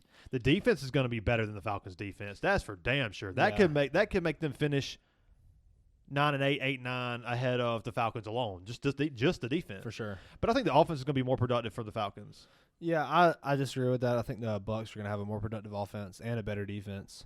I actually think the Bucks is one of the only teams that can compete with the Saints. I could see it. I could see it. I think Baker Mayfield's a veteran, like you're saying. I mean, Yeah. you got Mike Evans, you got Chris Godwin, you've got Russell Great Gage, receiving core. who has been unhealthy, but he can still. Russell Gage is out for the year. Oh, he's out for the year, of course. Yeah, Okay. He had a torn pectoral, I think. Okay, and then you have who's Cade Otton, who's the Second year guy. Who's rookie second year last guy year. who showed good flash. It might be his third year. I think he played with Gronk at one point. Yeah, okay, you might be Might be right. his third yeah, year. yeah, you might be right. And then you've got a pretty good, talented offense, and you know the defense is going to be good. I Yeah. think that Baker can go out there and do the bare minimum and place third or maybe even first in this division. If Baker can go out there and just be efficient, yeah, they could win the division. yeah, exactly. But I think Baker's kind of got that. He's a gunslinger. But I mean, that does fit well with Mike Evans. You know, that Yeah, does that's fit true. well with. You know, that's kind of what they got rid of was Jameis Winston. Yeah, but a also you gunslinger. got to keep an eye. You know, you said you don't really believe in Rashad White. You got to keep an eye on the rookie Sean Tucker. Yeah, you do. Sean Tucker. I mean, he's got some potential, man. Yeah, there's He, a lot of talk about him right now. Yeah, but I think Rashad White's going to be fine in that role. I think it's going to be like a 70-30 split. You're going to see Sean Tucker get some carries just because to keep Rashad White healthy. And that's what you see in most offenses where the running back isn't Christian McCaffrey. Right, or Austin Eckler, Yeah, or or somebody Derrick that's just Henry, ridiculous. Nick Chubb. But yeah, I got the Bucks finishing third or second in the division. I like that. They play the Vikings week 1. We ain't got to talk about that matchup yet. The Bucks and the Vikings. Yeah, I think the Vikings win. That's in Minnesota. It is. I'm trying to see. Can't remember. Yes, that is in Minnesota. Yeah, I got the Vikings. I had the winning Vikings that. winning that if it wasn't in Minnesota. It didn't matter to me. Yeah, but it being in Tampa Bay does make things a little bit more interesting. A little that bit, but defense I for don't think it Minnesota does. is going to be bad, but we just don't know how good Baker's going to be. Yeah. If he can be just average, like kind of Geno Smith was above average last year, but Yeah. and it maybe will be that's this the year. comp, though, you know? Can he, come from the depths? Right. I mean, Geno came from, we're talking on years. The depths of depths. Of the depths, yeah. But yeah, I have. I think it's obvious that I have the Saints finishing first in this division. I believe in Derek Carr, and then you've got the running game isn't good right now because it's just Jamal Williams, so they gotta definitely scheme away from that. Maybe give him the goal line work, but you saw him in Detroit. He wasn't a guy that could you can't hand it to him every time. He's not gonna get those fucking big runs all through. Just like David Montgomery in the Lions last week. Sorry, on Thursday. Jamal Williams is he's gonna have a great game, a great season, just like he did in Detroit. But I don't think he's like a number one, like a solo running back guy. But Alvin Kamara is, and you see what's his name, Keandre Miller, the rookie, who has a lot of potential too. kind of hurt right now. He's hurt right now. He's out, and obviously Alvin Kamara's out. So Jamal Williams is the solo back. Great start in fantasy this week. Yeah, I got him in one league, and I'm not starting him. That's the league I got Austin Eckler, Josh Jacobson, Jahmyr Gibbs. Yeah, you can't Yeah, start him. I can't start him. But if you are looking at starting him in the flex this week, yeah. I'd start him after he most murders people. it this week. Yeah. Be ready for a trade, you guys. Yeah. That are listening. I'm trading this dude after. You know, I'm gonna be honest about. I think the Saints go 11-6 this year. The best schedule in the NFL. It's the best schedule, yeah. Yeah, I mean, they play the NFC South 6 times. You know exactly. NFL, the competition is so tight, and why you see these changes every year. Of course, there's players that's going on every team. There's other things that go into play, but the schedules change, and you may get Houston and Indianapolis and that division, or you might end up with going against the NFC East or the AFC East. It just depends. The strength of schedule is really it doesn't get talked about enough. I think. Yeah, that's fair. That's kind of big, especially when you got those teams that are like on the bubble of like 8-9, 9-8. When they do get a favorable schedule, like I think that the Saints are kind of a 9-8 team, but they have such a good schedule. I think they're gonna end up being 11-6. I think, and I think they're gonna have confidence, and I think it's gonna look nice, and I think they're gonna be in the playoffs, and they could potentially make a push in the playoffs, especially if Alvin Kamara can come back and be the guy he was. I don't think he will. I honestly think that Jamal Williams can carry the workload the whole season. See, I don't think that he can. Everyone thinks he can. I don't think that he needs to. I don't think that he needs to. I think that Derek Carr is going to go out there, and he's going to do exactly what he did last year, or not really last year because Josh Jacobs did so much last year, but the year before last year, where him and Devontae Adams fucking murdered it. Yeah. Oh yeah. He's gonna make. He has the capability to make Chris Olave a 1,300-yard receiver. I agree. 1,300 yards, 9 touchdowns. If Mike Thomas is there, that's pretty accurate. I think. If Mike Thomas is there, you're going to see him with probably 1,000 yards. If he stays healthy all year, he's going to be a 1,000-yard receiver. Probably another 6 touchdowns or 7 touchdowns. I don't believe in Mike Thomas that much. I'm saying if he's healthy all year, he'll hit 1,000 yards. I don't think he'll hit 1,000, but I think he can hit 800-900. Which is still amazing for that offense. Still good. That's he's going to do what he has to do. You've got what's his name, Raheem Shaheed. Another great receiver is coming into his second year, right? Yeah. He was a rookie last year. Probably going to take a step with a better quarterback now. Jawan Johnson, too, at tight end. Watch out for him. They do have Foster Moreau, who came over from the Raiders with Derek Carr. There could be some chemistry there. I'm not big on the tight end room there. I mean, yeah, we saw Derek Carr had that bad injury his second year in the league. And you can worry about his legs. He was on an MVP year. He was murdering it, yeah. Yeah, he was the favorite over Brady to win the MVP. What happens if Derek Carr goes down? Oh, you have Jameis Winston, who can easily keep up with the shitty defenses in the NFC South, and he'll win the division too. That was one reason why I wanted Olave. It doesn't matter what quarterback's It's because if the quarterback goes down. Oh, yeah, there's a guy that's Jameis Winston better. Olave gets better. I'm here to tell you, it could get better. Jameis Winston believes in himself. He does. He hasn't stopped working. This is W. And he is not fucking scared to throw that ball, dude. No, he's not. He's not scared at all. The gunslinger of gunslingers. And he's been putting the fucking work in. He's waiting for his time. He is. I'm not saying he's going to go out there and show out. I pull for Jameis Winston, though. I kind of do, too, because it's the a little glow fun. up. He's the glow up. Yeah. I mean, he's kind of like early in his career, there's some shitty things at Jameis Winston. But he's definitely growing. I mean, he was a young kid. And he, honestly, some things we don't know. Some things get darker than that, Well, he was a young kid, and also you got to think too. Like a lot of those guys, a lot of the most talented athletes that grow up to be superstars probably grew up in a really shitty environment. Definitely, and that's probably like just shitty morals that he fucking didn't realize he had, and that's something. That's how it is as an adult. You grow, Yeah, I really like the Saints this year at 11-6. I think that they have a solid schedule. I think they're going to start out. Let's see, 3 wins, 4 wins, 5-1. I think they're going to start out 5-1. Yeah, I think that's pretty favorable. Maybe and then go 5-3, then 6-3, and then we talked about that matchup earlier. We got the Saints beating the Titans week 1 in New Orleans. Yeah, I think that's safe to say. Yeah, I mean you got Treylon Burks is probably not going to be healthy all game. He probably won't make it. I don't think they can game. Keep up. Yeah, I don't think they can either.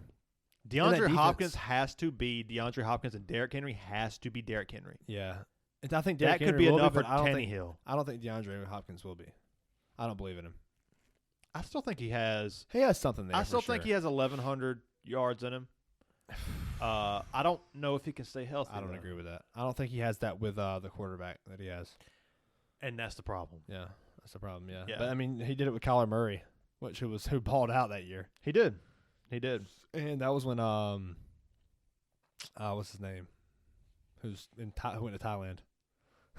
Cliff Kingsbury. Cliff Kingsbury actually was balling out for a while. He was Yeah, it just went sour, didn't it? Out of nowhere. Because, like, you had them as your Super Bowl favorites last year, and I was like, yeah, because the year before they had that, like, 8-0 start. Yeah. And you kind of expected them to pick up where they left off. Yeah, and they didn't. And then it just went bad. Yeah, it went very bad. So, yeah, but we got the NFC East coming up. We've been on the South for a while. I was excited about that was a fun division. And I think the NFC East is just as fun. I got the Commanders coming in at the 4th spot. Me too at 7-10. Yeah, and I think that division is going to be just as fucking tough. That is a competitive division. Yeah, it is. I mean, you saw last year the Eagles took their first loss to the Commanders in week 8, 7, whatever it was. I think it might have been week 10. I got the Eagles losing to Washington this year. Yeah, that's fair. I'm okay with it. I split the Eagles division. I got them going like 13-4. I think 3 of their losses coming from the division, and 1 of their losses coming from the Chiefs. You said 13-4. Yeah. Okay. But yeah, I think, dude. Actually, I said I had 12-5. I think they lose to the Dolphins in like week 5, and they lose to the Chiefs in Arrowhead. I had them losing that game. But I do have them beating the Bills at home. I do have the whatever. Eagles beating the Bills in Philly. Yeah, I can't remember what I picked that game. Which is a tough game, but we'll get to that later. Yeah. The Commanders, there's still a lot of talent. You got Jahan Dotson. You've got Terry McLaurin. You've got a good run game, but you've got Chase Young, who is coming off of a bad injury, who's not playing. He just got eligible to practice. I know, man. He just got eligible to practice they today. need him back. And he changed everything for that defense. I got them beating the Cardinals, but I think this game's going to be closer than we think. I'm going to be honest. I don't think it is. And I see why you think it is going to be closer than we think, but I think the front seven of but you got Josh Dobbs. That's the problem. Yeah. Josh Dobbs for the Cardinals is going to be bad. We saw flashes of Howell. I mean, let's rewind 2 years ago. When Sam Howell was in North Carolina, he was projected to be the number 1 quarterback taken off the board. He's good. You know, he's very good. And it's very odd to me because you see the same thing with Drake May coming out of North Carolina. He looked good, dude. Yeah, he looked great. He looked very good. You know, when that ball went up, and you could feel the confidence of him throwing the ball, and it was going deep, and it had the perfect spiral. You're like, this is a touchdown. This is a fucking touchdown. But this is an NFL podcast. But this is But Drake May does look very fucking good. He Keep your eyes does. on him. He NFL looks. Fans. Yeah. He looks like that storm's fucking coming. It's coming. That defensive line for him too. It's so good. But I think people are going to be a little bit surprised on Sam Howell. I don't think he's going to be. I think that if he can build some confidence early, he could become the franchise quarterback for that team. I don't know that he will. Possible. But the talent is around him. You got Scary Terry on the outside. You got Terry, second-year breakout candidate Jahan Dotson, who I really believe it's really one A. I mean, you saw that first 3 weeks of the season last year. He had touchdowns all 3 weeks. 7 touchdowns in 10 weeks. Yeah, that's amazing. With, who started this? Carson Wentz. Carson Wentz, and then Sam Howell took over. Wentz. He did come in Wentz. Oh, he came and winced. He winced. He came and then he winced. Just like me. 7-10, man. Eric Bieniemy from the Chiefs, offensive coordinator. Yeah, that's going to be interesting. That's where I'm like, and it sucks to have them at last in the division. It does, because I do think they are a better version, or at least the comparison for me is the Atlanta Falcons. They have a way better defense than the Atlanta Falcons. Right. The front seven of Washington is arguably the best front seven in the NFL. Right. So dominant. And they're going to get pressure on people if they're going to stay in the game. Can Eric Bieniemy and can Sam Howell. And I love Ron Rivera, too. And Ron Rivera's such a good defensive guy. He's going to get the best out of that defense. You pair Eric Bieniemy with Ron Rivera, and you've got a very good stack. Just like it was like Josh McDaniels and Bill Belichick. Yeah, it's kind of very similar style. Exactly. But yeah, I've got the Commanders finishing 4th. I've got the Giants finishing 3rd. I do too. And this is one of the hardest ones for me because I really don't believe in the Cowboys this year. You don't? We'll get to that in a second. I think the Giants could very easily take that spot in the playoffs over the Cowboys. That's interesting. I don't think so. I don't think the NFC is that tough. It's true. It's true. I don't think they have to win those games. Yeah, I think it'll be the 7th. It'll be the last spot in the wild card. They can barely squeak by. And I think that's what the Cowboys are going to do. But the Giants, you add Darren Waller. You've got Saquon, who's probably going to be healthier. He's healthy. You kind of saw Daniel Jones take a step last year. He did. And he might take another one this year. He's getting comfortable. And then you've got a receiving core where they lose Kadarius Toney, which doesn't even matter. That's the biggest part is they struggle. That actually helps. They don't have a receiving core, but I fucking believe in Brian Dable. I do too. Brian Dable's a bad motherfucker. He's kind of got the he's got the Dan Campbell thing going on. Yeah. And we can talk about the Giants a little bit. They play the Cowboys week 1. Got that as a loss. Yeah, for the Giants. I think it's in Dallas. Yeah. No, that's actually in New York. I got the Giants going 8-9. I think they take a step back. See, I think they take a step forward, but I don't think it's enough to take that third spot in the division. But I could see it happening. I think they have a positive record this year, and I think that the Cowboys' record is very similar to that. Just because you got the Cowboys, you losing Ezekiel Elliott, you're losing Kellen Moore, though. Like the AFC East, I have this division at its floor because they play each other. Yeah. You know, I think that the Giants going 8-9, I think you're seeing the ceiling, which is probably 10-7. Which, I mean, for you the saw Giants, last we year. saw it last year. Yeah, three teams of the league. Or the What was division. the division y'all played? It was the AFC South? Was that who y'all played last year? Yeah, we played the Colts and we played the that Texans and the Jags. That was beneficial for sure. For sure, yeah. That's on the record, that was beneficial. I think you're going to see. We saw the ceiling last year in that division. I think we're going to see the floor for that division because you're playing the Bills, you're playing the Dolphins. You're going to give up. You're playing the Patriots, the Jets. You're going to give up some games here. Yeah, and I went through. I know I went through the other day with our buddy Landon. We had on the podcast. Big Patriots fan. Well, I can't say big. He didn't know who they were playing this week. Yeah, that ain't so big. Not big at all. Nah. But I actually told him, very small. actually very Patriots small. fan. Fuck you, Landon. Yeah, I told him that I think the Patriots will beat the Giants this year. I think I had them winning that game just out of spite. Yeah, that's fair. Yeah, that's fair. I would never pick the Giants. The Giants. To beat the I could definitely see where you think they'll take a step back, but I also think the Cowboys are going to take a step back. What did they finish last year? What did the Cowboys finish last year? With Kellen Moore seemed like great play. Did they have Kellen Moore last year? Yeah, offensive coordinator. Yeah, that's right. I don't know. Let's look. I wanted they definitely they made the playoffs, but I can't remember where they finished. I want to say it was like 11 and y'all. 6. What Eagles finished? What they only lost 2 games? Yeah, it was like 2. I think we lost 3. I think it was 14. It reminded me of the Cam Newton Panthers season. What did the Eagles season? It was amazing. Yeah, it reminded me of Cam Newton when we went 15-1. I think it's going to be the same thing this year. We'll talk to that in a second. Yeah, we will. Cowboys 2022 record. Yeah, they finished 12-5. And the Eagles are 14-3. That makes sense. Giants 9-7. I think every team takes a step back. I think so too. Except for the Eagles. I got the Cowboys at number 2 going 11-6. I'm okay with that, and I think the Giants might take a step forward, though. Not really taking. Giants will take a step back. I get what you're saying about the division. Yeah, but I think as far as a team, I think they'll take a step forward. I think you're right because you do get a healthier Saquon Barkley. You do get another year. And you get a better Daniel Jones. And you give him some help in Darren Waller. Yeah. Who's going to play so well off the play action. He's hurt already this year. I know, that's questionable. Yeah, he's already got a hamstring injury as of yesterday. Hey, can he hold up to the volume? I think the Giants team is going to take a step forward, but the division takes a step back. Yes. So the schedule takes a step back. Yes. But then you got the Cowboys team takes a step back, and the division or the schedule takes a step forward. I think the Cowboys could very easily not make the playoffs this year. I disagree. I think that the Cowboys' defense is going to be so good. One of the best in the league. That's so true. Michael Parsons is amazing. Yeah, and Diggs, he gives up the yards. But he also gets turnovers, and he's going to get better. He's going to get better, yeah. He's got confidence. And they believe in him. And the thing is, every quarterback playing him is going to look at him the same way they did last year as, I can throw the ball to Diggs because he's kind of shitty. He might pick us off. But if he gets better, that perception, that fucking first impression changes. Changes a little bit. Well, even if it stays the same, like you got, I can throw it to Diggs, and then Diggs fucking picks you off more because he's gotten better. Exactly. And it's another year in that system, so the system's going to work for him. So I don't see regression losing coming. Kellen Moore is going to murder this offense. That is why I got them going 11-6 and regressing from their season before. And Dak Prescott threw the most interceptions last year. They lose Ezekiel Elliott. I love Tony Pollard. Can he hold up? Can he stay healthy? He's 215. I mean, not very big running back. Yeah, not a big running back. Very elusive. Got some speed. Can catch out of the backfield. He's a lot like a Le'Veon Bell style, I feel like. Yeah, I could see that. And you saw how Le'Veon Bell was great with Andy Reid. Mm-hmm. But is he going to be great with Mike McCarthy? He was great with Tomlin. That's right. That's right. Sorry. Yeah. I said the Chiefs, but yeah, he was great with Tomlin. Chiefs, which Tomlin is amazing. Yeah, Mike Tomlin's awesome, and it fit with Roethlisberger too leading the helm. Yeah, for sure. Which is kind of similar to Dak Prescott. The offense is going to take a step back. You lose Dalton Schultz, who I think is better than people are giving him credit. Yeah, but you got Jake Ferguson coming in, the rookie.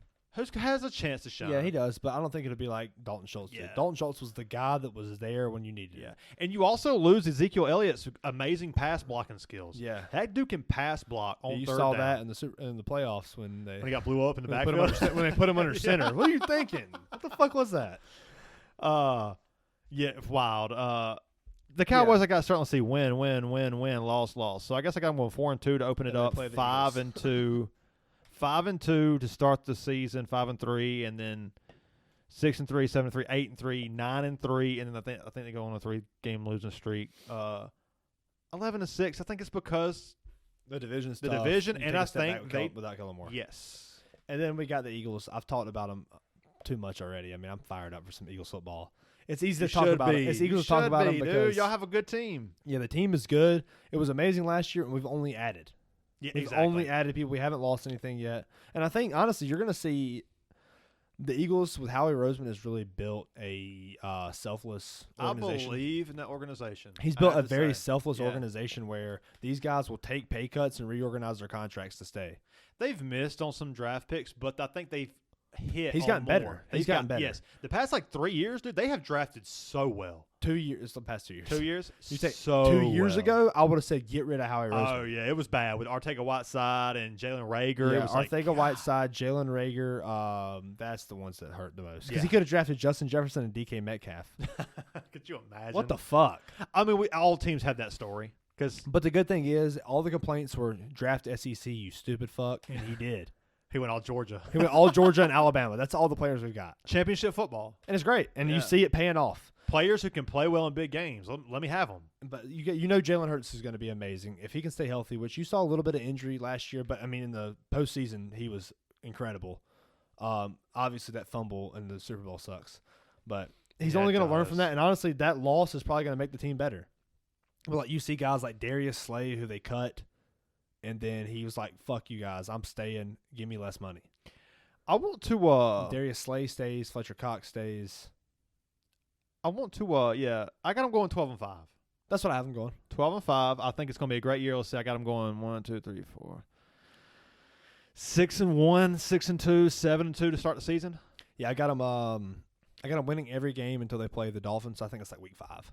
Yeah. They lose to the Dolphins. I got them losing to the Chiefs and losing 3 divisional games. Yeah, those are all possible losses just because how big the offense. All those offenses could have a day. Yep, You know. yep. So 12-5 is my, and I think they lose to the Dolphins because they play them so early. I think Tua will still be there. Can we get the Eagles' schedule of last year? Yeah, it was Because I want it to was talk not that about. bad. I want to talk about a potential 10-7 season for the Eagles. Okay. And that's going back to the argument of just because the schedule is going to be so brutal. You know, we do expect a good year of the Commanders. You've talked about the upside of the Giants. I think that the Cowboys defense can shut any offense down on a good day, you know, and can be very productive on the offense. And they're going to have to play the Bills. They're going to have to play the Dolphins. They're going to have to play the Patriots. They're going to have to play the Jets. All right, so let's see. Week 1, Eagles played the Lions last year. Okay. It was against the NFC North. That's who we played. Okay, Jared Goff. Was it the NFC? No, it was AFC North Okay. or AFC South. Is who we played last year. This ain't the lines obviously- of this year. This is the lines of last year. Yeah, so the Lions last year was 38-35. So Jared Goff. Beat the Vikings, blew them out. Yeah. Beat Kirk the Commanders. Jacksonville, Yep. Arizona. Beat the Cowboys Good win. with Cooper Rush. Yep. Okay, there you go. Bye week. Beat Pittsburgh. Can you then pick it? Beat Houston. Davis Mills. Lost to Washington. There was a lot of silly. Who was it? Was it Jacoby Brissett there, or was he in? He was in Cleveland last year. That was was that Taylor was Carson Heineke? Wentz. Carson Wentz. I keep forgetting he was Carson played there. Wentz. Carson Wentz was healthy okay. at that point. Yeah. Carson Wentz. But it was a lot of fumbles. It was a weird loss. It was Yeah. like just a turnover differential loss. Beat Indianapolis, Green Bay, Tennessee. Matt Ryan. Okay, beating Green Bay. That's a pretty good win. Yeah. Yeah, pretty beat solid Green win. Bay, Tennessee, New York. Beat the Bears. Daniel Jones. Yeah. Lost Justin to Dallas with Gardner Minshew. Okay. It was yeah, 40-34. Lost in New Orleans with Gardner Minshew, 20-10. Beat New York Giants, 22. Schedule last year easy. was so favorable for the Eagles, and they Yeah. took advantage of it as they should have because of the talent they have. And you see, I got them going 12-5. But looking at that schedule last year, could they have benefited from that schedule more than we realized? I think so for sure. But then you look at them play, which you look at the NFC, it's weak. Mm-hmm. You see them play against the Giants, who had already beat them twice that year. Mm-hmm. They beat the Giants. They blow them out. Then they play the 49ers, who are hurt. Everybody's like, oh, it's a cupcake schedule. And then you go out there and you're up 10 points against the Chiefs in the Super Bowl at the half. They definitely deserve to be there. But I think there has to be something has to be said about the path that they got there. It was easy, yeah, it was sure. unbelievably easy. Yeah, people want to downgrade it a lot, but I also think that people want to credit the Vikings and the Giants so much for how they got there. Yeah. And then the Eagles easily shut them down. Right. And at some point, you've got to pick and choose. That's true. You can't say both totally things. Both agree. things can't coexist. Well, the Patriots back in their heyday with Brady and they went 16-0. when they had those the dominant run of everybody would argue this the shitty division. It's the Jets when they sucked, the Bills when they sucked, the Dolphins when they sucked. The division sucked. But what about when they blew everybody out in the playoffs? Yeah. The teams, yeah, it's the same thing. Yeah. So you look at the Eagles schedule this year. Patriots, it's tougher. Vikings, Bucks, Commanders, Rams. Then you got the Jets, the Dolphins, Commanders, Cowboys. That's tough. That's a tough 4-game stretch. Tough schedule, yeah. Then you go Chiefs, Bills, 49ers, Cowboys. That's a 7-game stretch. We could see a 10-7 season in a Philly. You could. That's the floor, I think. I think that definitely is the floor. Ceiling, I think, I got them somewhere in between 12 and 5. I think the ceiling could be. But the thing is, the team is good. The team is so good. At some point, you've got to say they passed the eye test. Oh, definitely for me, definitely everywhere. But I'm really not as skeptical on Hurts as I used to be. I used to be the biggest critic. He's a baller, dude. He's a baller, and I believe in his work ethic now. And I think that where he's at now, it takes good work ethic to stay where he's at. So and he has the work ethic. He's got a good attitude. Yeah. And he's got guys around him. Like I said, they're building a selfless organization. You see the defensive guys staying and taking pay Bradbury, cuts. Slay, you get Jordan Davis back. I mean, the I secondary's good. Yeah, exactly. And like front seven's good. Slay got cut this year in the offseason, and he decided that he wants to take a pay cut to come back. Yeah. Fletcher Cox the year before took a pay cut to come back. Yeah. Jalen Hurts is probably going to be ready to get paid, but you don't see him talking anything like Lamar Jackson or Jalen Hurts is a very humble guy. I would love to have him as the face of my franchise. Yeah, he's a stand-up dude. What you want, yes. I mean, he's the same guy who in Alabama, which I loved him then at that point, he stayed as a backup and came in there and won and took him to the national championship. I never believed in Jalen Hurts till last year. I've been. And I didn't either. Critic, I was so mad. I've said this multiple times in the podcast. I was so mad that we drafted him in the second round. We had Carson Wentz, which has turned out to be great, but. He's the guy. He is the guy. Yeah. And it's only going to get better. You're in his fourth year right now. He's going to get fucking paid next year. The work ethic is what does it for me. Because obviously he's shown he has the ability. So can he maintain it? And I think with his work ethic, he can maintain it. And that receiving core. And the receiving core is and the offensive line. Arguably the best in the league. Which Jason Kelsey is playing one last year and he's retiring. Offensive linemen can go further in their career than they can hit 40s. Well, he wanted to retire last year. Yeah, and so he decided he's playing one more year because we lost to the Chiefs. And he's like, oh, "Fuck it, we're going again." So our last division is the NFC West. I think we both have the Cardinals finishing dead last year. Yeah. I got them at 3-14. Yeah, it's gonna be bad. Yeah, it's gonna be lost to the Commanders week 1, 2, 3, 4, 5, 6, 7, 8, 9 straight losses is what I got them at. That's tough. Yeah, fantasy football's gonna be funny. They're gonna be upset. Yeah, sorry Cardinals fans. Yeah, sorry Cardinals. It's gonna fans. be bad. It's gonna be yeah. so bad. I mean, Kyler Murray might not even play this year. Yeah, Josh Dobbs is starting. You've got Marquise Brown, who's hurt, unhealthy. He's like, you know what? I don't even want to go out there. Yeah. You've got Zach Ertz, who's hurt. You got James Conner. Trey McBride, I think that's the tight end who they drafted in the first round. They are expecting to see something eventually from him. James Conner. That's the entire team. Dude, James Conner has to be tired, He's going to be so good. He has been the volume play in fantasy for fucking years. He's never been like that. He's been talented enough. He was that one year for Pittsburgh. When Le'Veon Bell held out. That was him and Ty Gurley. was amazing. Had him and Ty Gurley lost. But Connor, lost in the third round. It seems like he's just a volume guy. Like he's going to get you 3.9, 4.1. He's a good receiving back, which is better than David Montgomery did on Thursday. David Montgomery, other than the touchdown, it was not good. It was sluggish. Yeah, and that offensive line's good. The offensive line is good. Yeah, but I will say this: Jameer Gibbs fans, Oh, it's me. I'm here to tell you, His it's time's coming. His time's It's coming. fucking coming. I'm talking like 30-point game coming. That guy, Yeah, we know halfway through the season he'll be a must start. he's a must start right now. Yeah, he is, because you never know what's going to The happen. reason why, and the only worry I had coming into that game was the that, Lions. well, no, it's that, well, of course, we haven't seen The a good Lions running back fucking since running back, Barry yeah. Sanders. Oh, what about Kerryon Johnson, buddy? Yeah. Yeah, if you drafted him in your fantasy leagues, you didn't win that year, in any year. Yeah, right. Fucking David Montgomery. Yeah, Go Jameer on, bro. Gibbs. He's so good. Average 7 carries, 43 yards, whatever it 42 was. yards, 2 catches. for I'm gonna 18 be yards. honest. I knew how elusive he was. That I second didn't- run. Oh, the run that he slipped was a touchdown. It was a touchdown. because he broke dude's ankles and he slipped. It was a touchdown. And I started hollering. I was like, yes, Oh, no. I saw it too. I started hollering. I saw it too, Yeah. dude. So he's got the talent, dude. He's so fast. He is unbelievably. He's He's so so much quick, dude. finesse. He's so quick. I didn't realize how much power he had, I know when he hit that hit stick on the second run, dude. he spun off the dude and broke his It's ankles. not and then sustainable. he comes long out of the term. spin move and fucking Yeah. blasts the dude. Yeah. And I'm like, oh, he's about to get. Oh, he's not gonna. Get It's tackled. not sustainable for more than like probably 5 years or 4 years if you're lucky. As long as it's sustainable this year, But, maybe I got him in 2 yeah, weeks. if you have him this year in fantasy, I have to say he is going to be so good. And the reason don't panic because don't panic because for the 7 points or whatever he got in fantasy, because which is good. I'm thinking. here's what happened. You got Jared Goff and the Lions going on the road in Arrowhead, Arrowhead against Patrick Mahomes and Andy fucking Reid, who just You can't won risk the giving the rookie Super a ball. Bowl. You cannot risk giving a rookie the ball. David Montgomery is a seasoned veteran. He's going to do what they had to do. He fucking did, though. and he Shout out David did. Montgomery. He killed it. And he did what he had to do. Yeah, he fucking ran and the that's ball. what he's going to do all year. It's not going to look pretty, but he's going to get the first downs when he needs to get them. He's going to get the touchdowns. Well, when he needs to another get thing I feel like a lot of like watchers don't really think about is that you look at that offensive line. You know the Lions' offensive line is better them. It's good. than the Chiefs' defensive line without Chris Jones. Exactly. And so why would you not run the fucking ball and make those guys tired? I know. Because guess what happens when you get tired? You start going to muscle memory.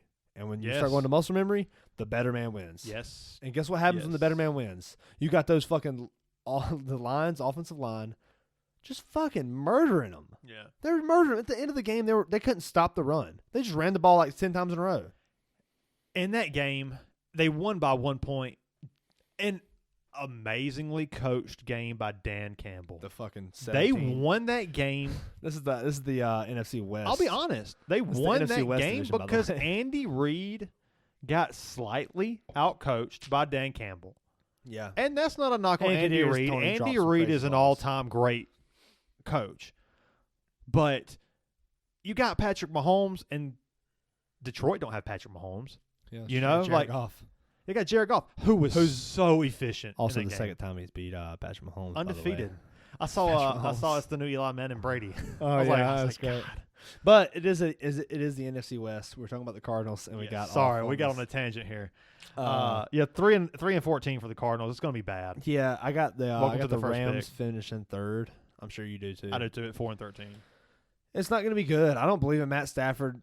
It's going to be bad. You know- Cooper Kupp is on IR. It's going to be bad. We saw what happened last year. Matt Stafford has one read, and it's Cooper Kupp, and he's not there for 4 weeks. Matt Stafford has always had one read. Yeah, Megatron. He had the 1 Uh, year with Marvin Jones and Kenny Galladay. Yeah, he did. He got Kenny Galladay paid. Kenny Galladay is dust. He had like one catch last year, It was like a touchdown against the Eagles. it was like I'll remember it. I think he might. Yeah, it was like at some point he was getting paid $1 million for a reception. Imagine, wild. like, come on, $1 million for a reception. And guess what? We could not. He Make got a like million- $18 million or and something. Nobody listening to this podcast will make $1 million. I know, and, people, and all of us are hating on him. Yeah, and all of us will make $0. Um, Yeah, I don't think there's much to be said about the Rams. I think Cam Akers could do good this year. You've me got, too. Yeah, the offensive re- line's bad. The receiving core, you've got Van Jefferson and Tutu Atwell, it's gonna be bad. who actually believed in Tutu Atwell last year. When he was with the Jags, right? No, he was with the Rams last year. He was at the Jags before, but Yeah, that's right. Yeah, he came from the Jags last year. Yeah, I got the car. Yeah, we talked about the Cardinals starting 0-8 or whatever. I got the Rams starting 1, 2, 3, 4, 5, 0-5. They might get a win. I threw a sympathy win in Week 5 because, like, out of default, they're an NFL team. They might pick one up. Yeah, I'm done with Matt Stafford. Matt Stafford's done. He's Matt Ryan. He's the new Matt Ryan. And if he stays healthy, which he probably won't, I don't then who think- do you yeah. have step in for him? Stetson Bennett? Oh man, it looked bad. Which is good. I mean, he doesn't have anybody to throw to. I know it's gonna be bad for I Stetson. mean, regardless of what you think about Stetson Bennett, he fucking clearly balled out with the Bulldogs. Could Stetson Bennett be good in a Kyle Shanahan offense? I do think so. Yeah, for sure. That would I think be that's the perfect fit. That's the perfect fit in the West That's the Brock Coast. Purdy, Jimmy Garoppolo ceiling. Yes, that would be where he needs to end up. Of course, it is nice to see him end up with Sean McVay.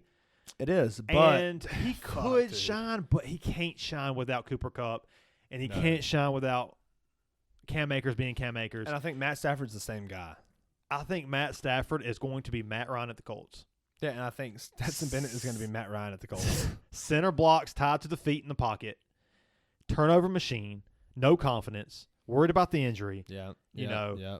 You don't have Cooper Kupp to go to now. With Cooper Kupp going out, it's like Cam Akers fans, you're going to be the volume play, but Van Jefferson could show something, but yeah, that's late round fantasy, take a shot. He's going to be a volume play too. He's not a number one. Yeah, Kyron Williams, the backup running back for the Rams, is out this week. So yeah, Cam Akers is a very good play in fantasy. Great volume play, but can he hold up long term? Because he's got the only option. Yeah, and he's coming off a terrible injury. He is the only option. Coming off a terrible injury. Yeah, the back end of the season last year off the Achilles injury, he did become like the running back solid. 5 or 8 or something. Well, we saw him in the Super Bowl against the Bengals, who he played. He caught snaps in the offseason, in the postseason. Yeah, but I don't believe in the Rams. I think it's mostly a test to Cooper Kupp being hurt, and I don't believe in Matt Stafford.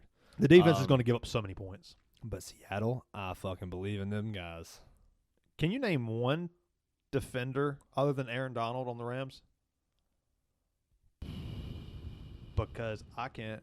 It used to be Jalen Ramsey. Jalen Ramsey is the first guy that came to my head. He's at the Dolphins. It used to be Bobby Wagner. He's back at Seattle. Oh, no shit. Which is good for Seattle. Yeah, so good for Seattle. That's why I got him. Why'd you let him go? Seattle's finishing second. Seattle is finishing second at 10-7 is where I got them at placing sixth in the NFC over the Cowboys. So I think the Cowboys are going to barely squeak by. I thought about that, in the last division we talked about.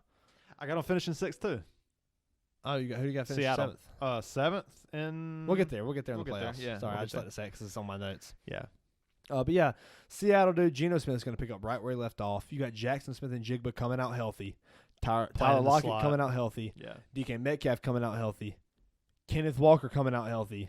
Kenneth Walker actually might miss Sunday. No, he's already been slated to start. Did he really? That came out yesterday. Yep, he's ready to go. He's ready to go. That's big. Yep, and even if he is out, Zach Charbonnet is a fucking killer. Yeah. He's good. He's a rookie, but you do get a little nervous, hence Dan Campbell giving it to a rookie because Jahmyr Gibbs is better But you don't get that. You don't get that nervous because they'll play the Rams week 1. Yeah, it's true. You don't get that nervous. And we got Seattle beating the Rams by a big margin. Yeah, probably they're going to be favored.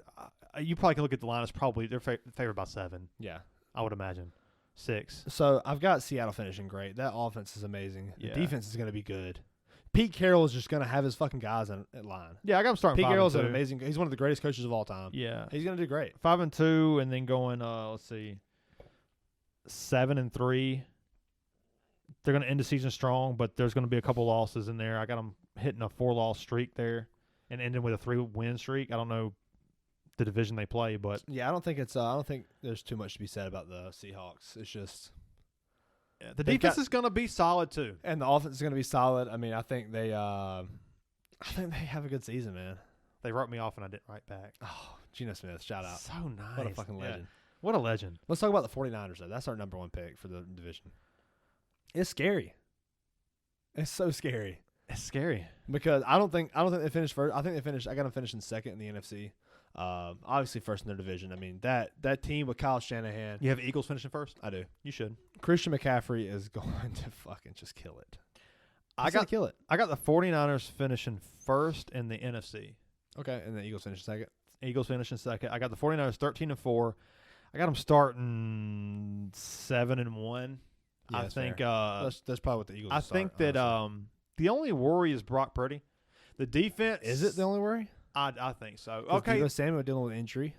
Is he dealing with an injury right now? He was last year. Last year he's coming back. They Brandon say he's Ayuk. in better shape. Brandon Ayuk has been progressing since his rookie year. Yeah. The quote from Christian McCaffrey is, "It's finally nice to master the offense and not learn it on the fly." And I think that I've always said that the best place for Christian McCaffrey to end up is the 49ers. Kyle Shanahan. The West Coast offense, I mean, it's so funny because you go back and you see Mike Shanahan back in the day, Kyle Shanahan's dad, who coached the Broncos when Shannon Sharp and John Elway and right. And Terrell Davis had 2,000 yards rushing. Christian McCaffrey's in the locker room, and there's a picture of Shannon Sharp with a young Christian McCaffrey. That's so legendary. Yeah, and then you get Kyle Shanahan with the same. He learned from his dad, Mike. The West Coast offense, always had an amazing running game. Got Terrell Davis 2,000 yards rushing. Christian McCaffrey, this is the perfect. There's no better offense for him to be. The Chiefs is not better offense for him to be. They don't run enough. Yeah, this West Coast offense with this team, it's 1,000 again. With the great offensive line, it could work. We could possibly see 1,000 and 1,000. So incredible. And the more I know football, I didn't really know football when that happened. I was like, oh, this is amazing. And now I feel like I actually know football compared to then. And yeah. God damn, that's fucking amazing. Yeah. The only question is can Brock Purdy do what we saw last year? We can talk about the schedule too. If we're going to talk about the Eagles schedule, bring up the final run of the 49ers schedule. It's very favorable too. It is for sure. I think that offense is built and set up to help the quarterback. And I think that when Kyle Shanahan got rid of Trey Lance because he was so convinced that Brock Purdy is that guy. Yeah, and I just don't think he believed in Trey Lance. That's definitely the majority of it. The injury is just too much. You take the pick now and say fuck it. That's the majority of it. But when you do, you definitely make that move. Jimmy G too. He waited to make that move, which is why he got a 4th-round pick in return, because he waited he waited to see who won the quarterback position, and it hurt him. Because if he would have made Trey Lance the number 2 or the number 1, I think it would have been more beneficial for them. Maybe they could have got the 3rd-round pick. Yeah, for sure. I think Brock Purdy, that's the only thing that makes me worry, but Kyle Shanahan has won with, he hasn't gotten his quarterback yet. I don't think he has it. He might have it now. I think he thinks he might because he waited through the quarterback battle, put Sam Darnold as number 2. I think Sam Darnold is actually a great number 2 for that offense. I think they go 13-4, and I think they are the number 1 seed. I think it's because the defense is going to be so good. Bosa's going to be he's going to be terrifying on the edge. The secondary is good. Fred Warner is the ultimate leader for your defense. Yeah. Probably the best linebacker in the league right now.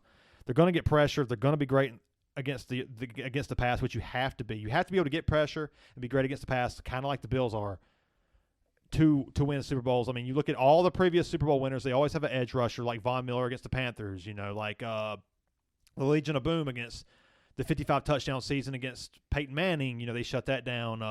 You look at when the Bucs beat the Kansas City Chiefs. That's why I picked the Bucs. Obviously I'm a Brady fan, but really the real reason why I picked the Bucs to win that game is because he had Jason Pierre-Paul, Shaq Barrett, those edge rushers to where the offense can keep up, but the defense can chase down the people trying to keep up. Yeah, the offense doesn't have to keep up because the defense will just... It can disrupt when they know, when in the 4th quarter, when it's Patrick Mahomes versus Tom Brady, Bucks, Chiefs, Brady's cooking. Makes it tough. Chiefs is cooking. You got to get pressure on the quarterback. If you don't have a guy who can get pressure on the quarterback, you're not winning the Super Bowl. Yeah, that's right. That's 100%. And the real thing is Brock Purdy. I don't know. We don't know. The final, how many games for the 49ers? How did it end the season last year? I'm not sure. I think 13-4, maybe 12-5. The run they played was very similar to the Eagles. It was very close. Of course, it's the NFC, so it's kind of similar to the Eagles. That's right. Because they're the only 2 good teams. Yeah, exactly. They're the only 2 concrete teams that are going to win their divisions. Yeah, I got them going 13-4. I think they're going to be the number 1. And see, I have them flipped. I have the Eagles going 12-5 and the 49ers both going 12-5. But I have the Eagles winning the head-to-head matchup in Philly. I like that. That division is playing the Lions and Vikings, the NFC North? No, they're actually playing the AFC South. Are they really? Yeah, they play the Jags. They play the okay. They play the Ravens. Okay. No, NFC South? they play the maybe you're right. Maybe they do play the NFC North. I think they do play the NFC North. I could be wrong about that, though. Let's see. I thought there was a Packers-49ers game So this year. let's see. Rams, Giants, Cardinals, Cowboys, Browns, Vikings, Bengals. Yeah, it's the North. Okay. Yeah, I think that's going AFC North. Sorry. Yeah, I mean, there's going to be some competitive teams from the NFC North. We talked like about you it said, earlier. it's a very tough division, but I think it's a tough division because every team isn't that good, except for the Bengals. I think all those teams have the potential to be good, but we don't. Yeah, I think it's a tough division because of the shittiness, just like we saw the NFC East a few years ago. Yeah, and that's what gives me the nod over the 49ers and the Eagles. I think that the division that they're playing is the Eagles are playing a tougher division, and they're in kind of a tougher division. I mean, the 49ers get the Rams and the Cardinals. Yeah, so Twice. That's 4 wins automatically. Going through the 49ers division, it's a win. I think they'll probably beat the Cowboys because it's in San Francisco. I got them winning that game. But I think they could lose. I think they go 6-0. They beat the Browns. Then they lose to the Vikings, lose to the Bengals, and they take 2 losses in a row. Yeah, I got them went 6-2, 6-0, then like loss. But yeah, I kind of, it was like default kind of losses. Like they could potentially win, potentially lose. Like they need some losses on the schedule. Yeah, I'm okay with 7-2 right there. Yeah. Then you've got the Jags. The back end looks really nice, right? The Jags, the Bucks, the Seahawks. I think they lose 1 game to the Seahawks. Right, I got that down too. So there's 3 losses. Lose a game to the Eagles in Philly. Yeah, I got 4 losses at this Play point. the Seahawks again. Play the 49ers again. Play the Ravens. Wait, the 49ers play who again? Play the Cardinals again. Yeah.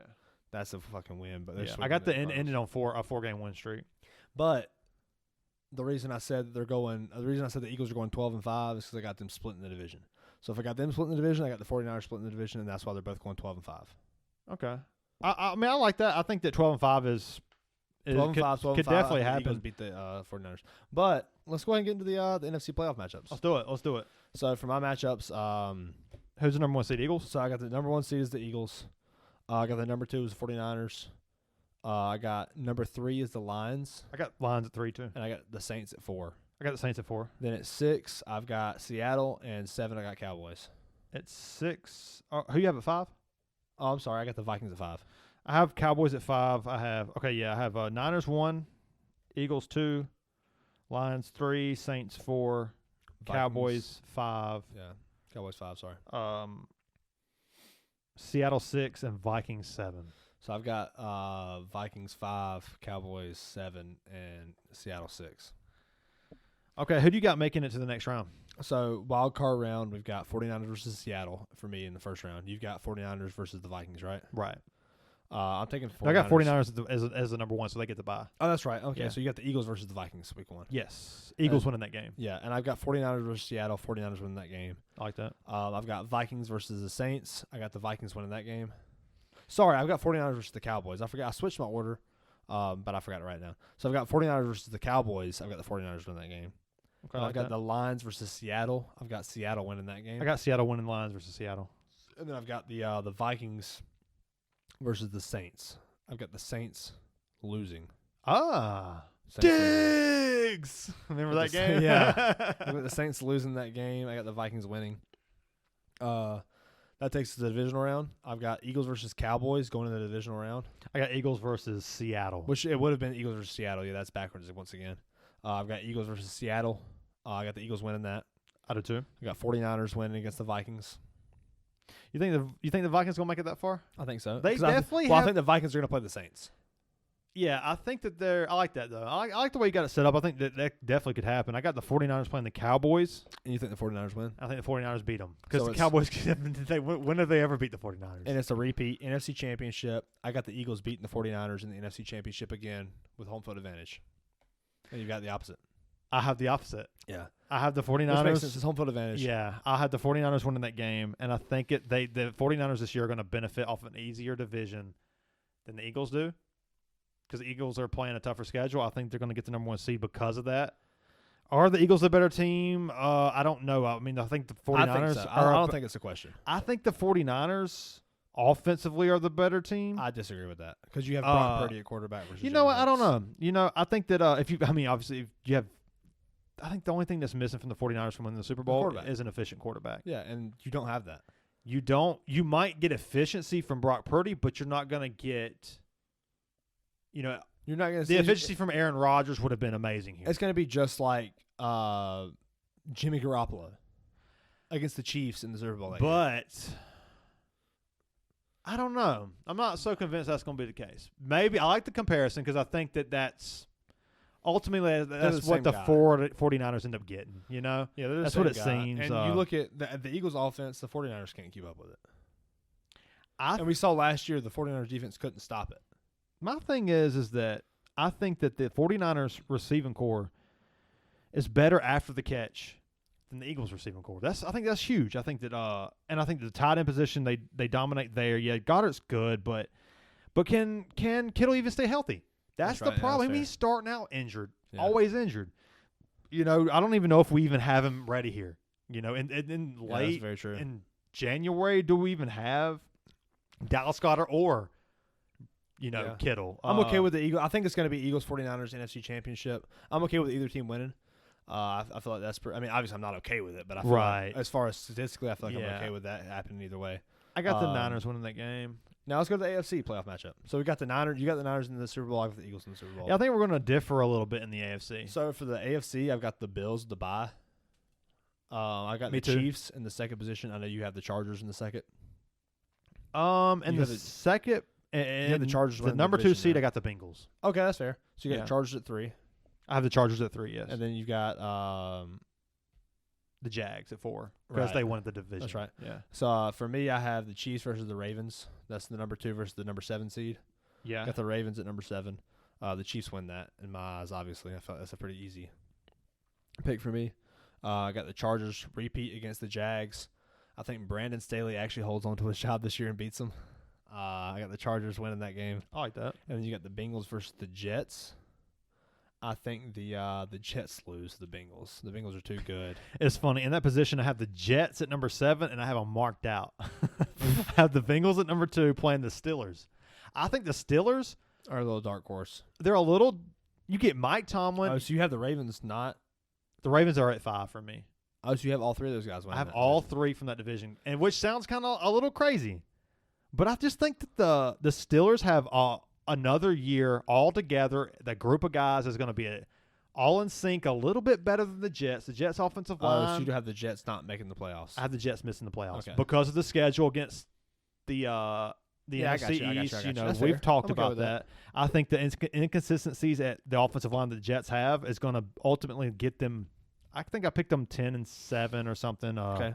9-8, but I think who do you have the bye? The Bills? I got the Bills with the bye. I got the Bengals at number 2 playing the Steelers at number 7. I got the Bengals winning that game. Yeah. I have Chargers at number 3 going against the Chiefs at number 6, which sounds crazy, right? Yeah, well, because they're a wild card. Yeah, they're a wild card. You know, who's the number 5 wild card for you? The Ravens.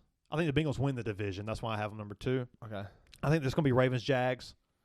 I think it's going to be at the Jags, but I think the Ravens are going to win that. They're going to be a more physical team. Okay.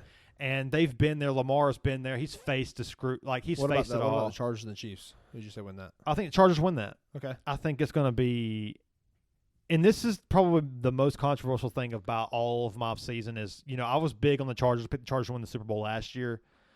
And they got beat up so bad. I think that Chiefs are going to have to go into the Chargers.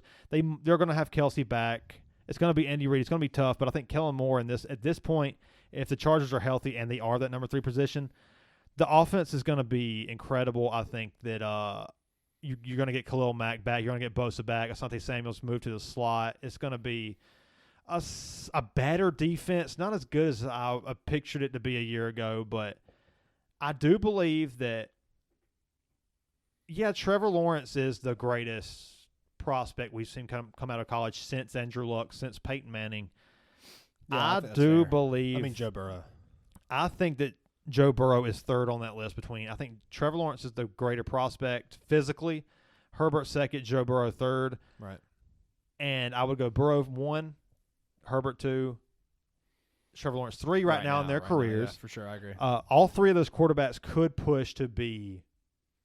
Could push for greatness. I really think so. The AFC is so tough. I got the Chargers beating Kansas City, at the Chargers in a shootout. Andy Reid's going to get creative. 4 and 5 is Jags and Ravens. I got the Ravens winning that. Yeah, that's right. And so then your In divisional Jacksonville. round, you got the Bills and the Ravens. Bills Ravens, yeah. I'm guessing you got the Bills winning that. I got the Bills winning that. In And Buffalo. That's going to be tough for Lamar Yeah, Jackson to that's go on the hard. road. You know how drunk those fans are going to be in Buffalo. It's going to be You know how loud. many tables are going to be broken? It's going to get wild. Is J.K. Dobbins even here? Who's the receiver one at this point? Who's hurt? What's going on with Mark Andrews? I do think they figured it out in the regular season. And I think Lamar Jackson is going to quiet the noise as far as, is he just a running quarterback, passing quarterback? They finally got some weapons, but I think they lose in Buffalo.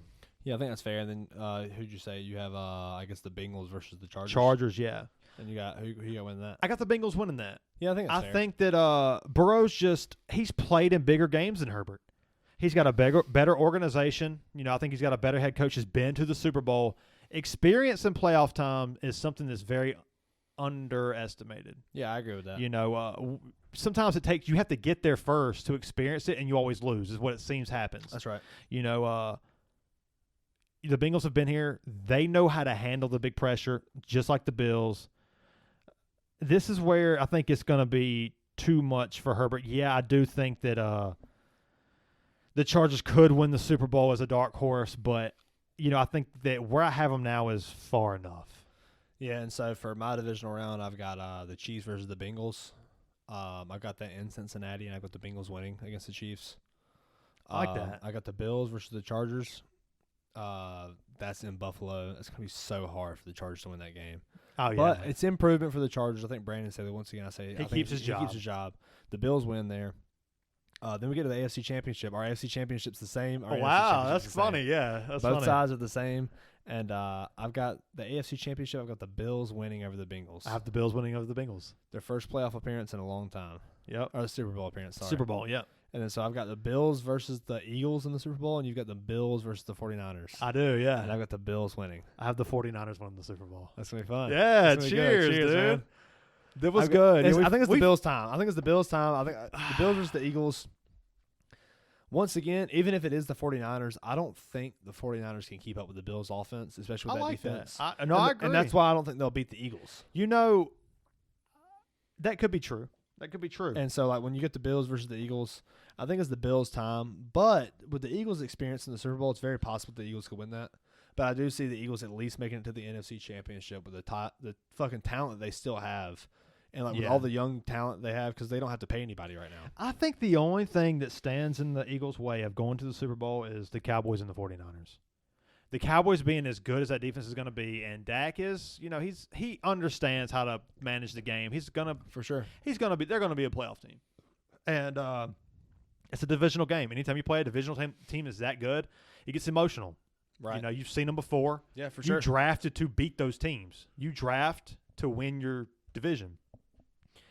So I think I just really believe in Kyle Shanahan with Christian McCaffrey, Deebo Samuel, George Kittle, Brandon Ayuk, that offensive line is going to take so much pressure. And I think Brock Purdy is the only reason they won't win.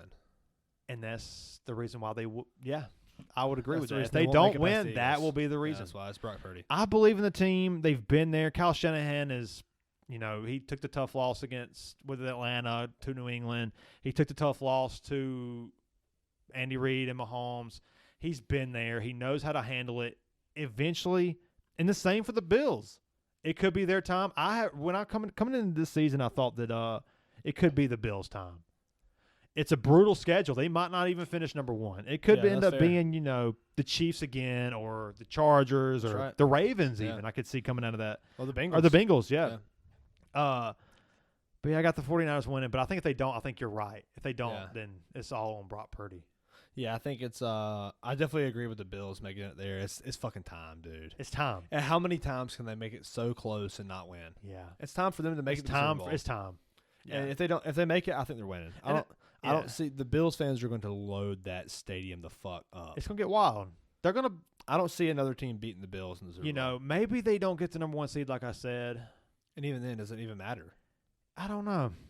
But what if the Chiefs come out and just get the number one seed and it's just the same shit? It's not happening. I don't think so either. The Chiefs aren't winning the number one seed. Yeah. It's either the Bengals or the But you wouldn't be surprised if they did. I wouldn't be, I guess. No, I would be. I guess I would be surprised if the Bills didn't get it.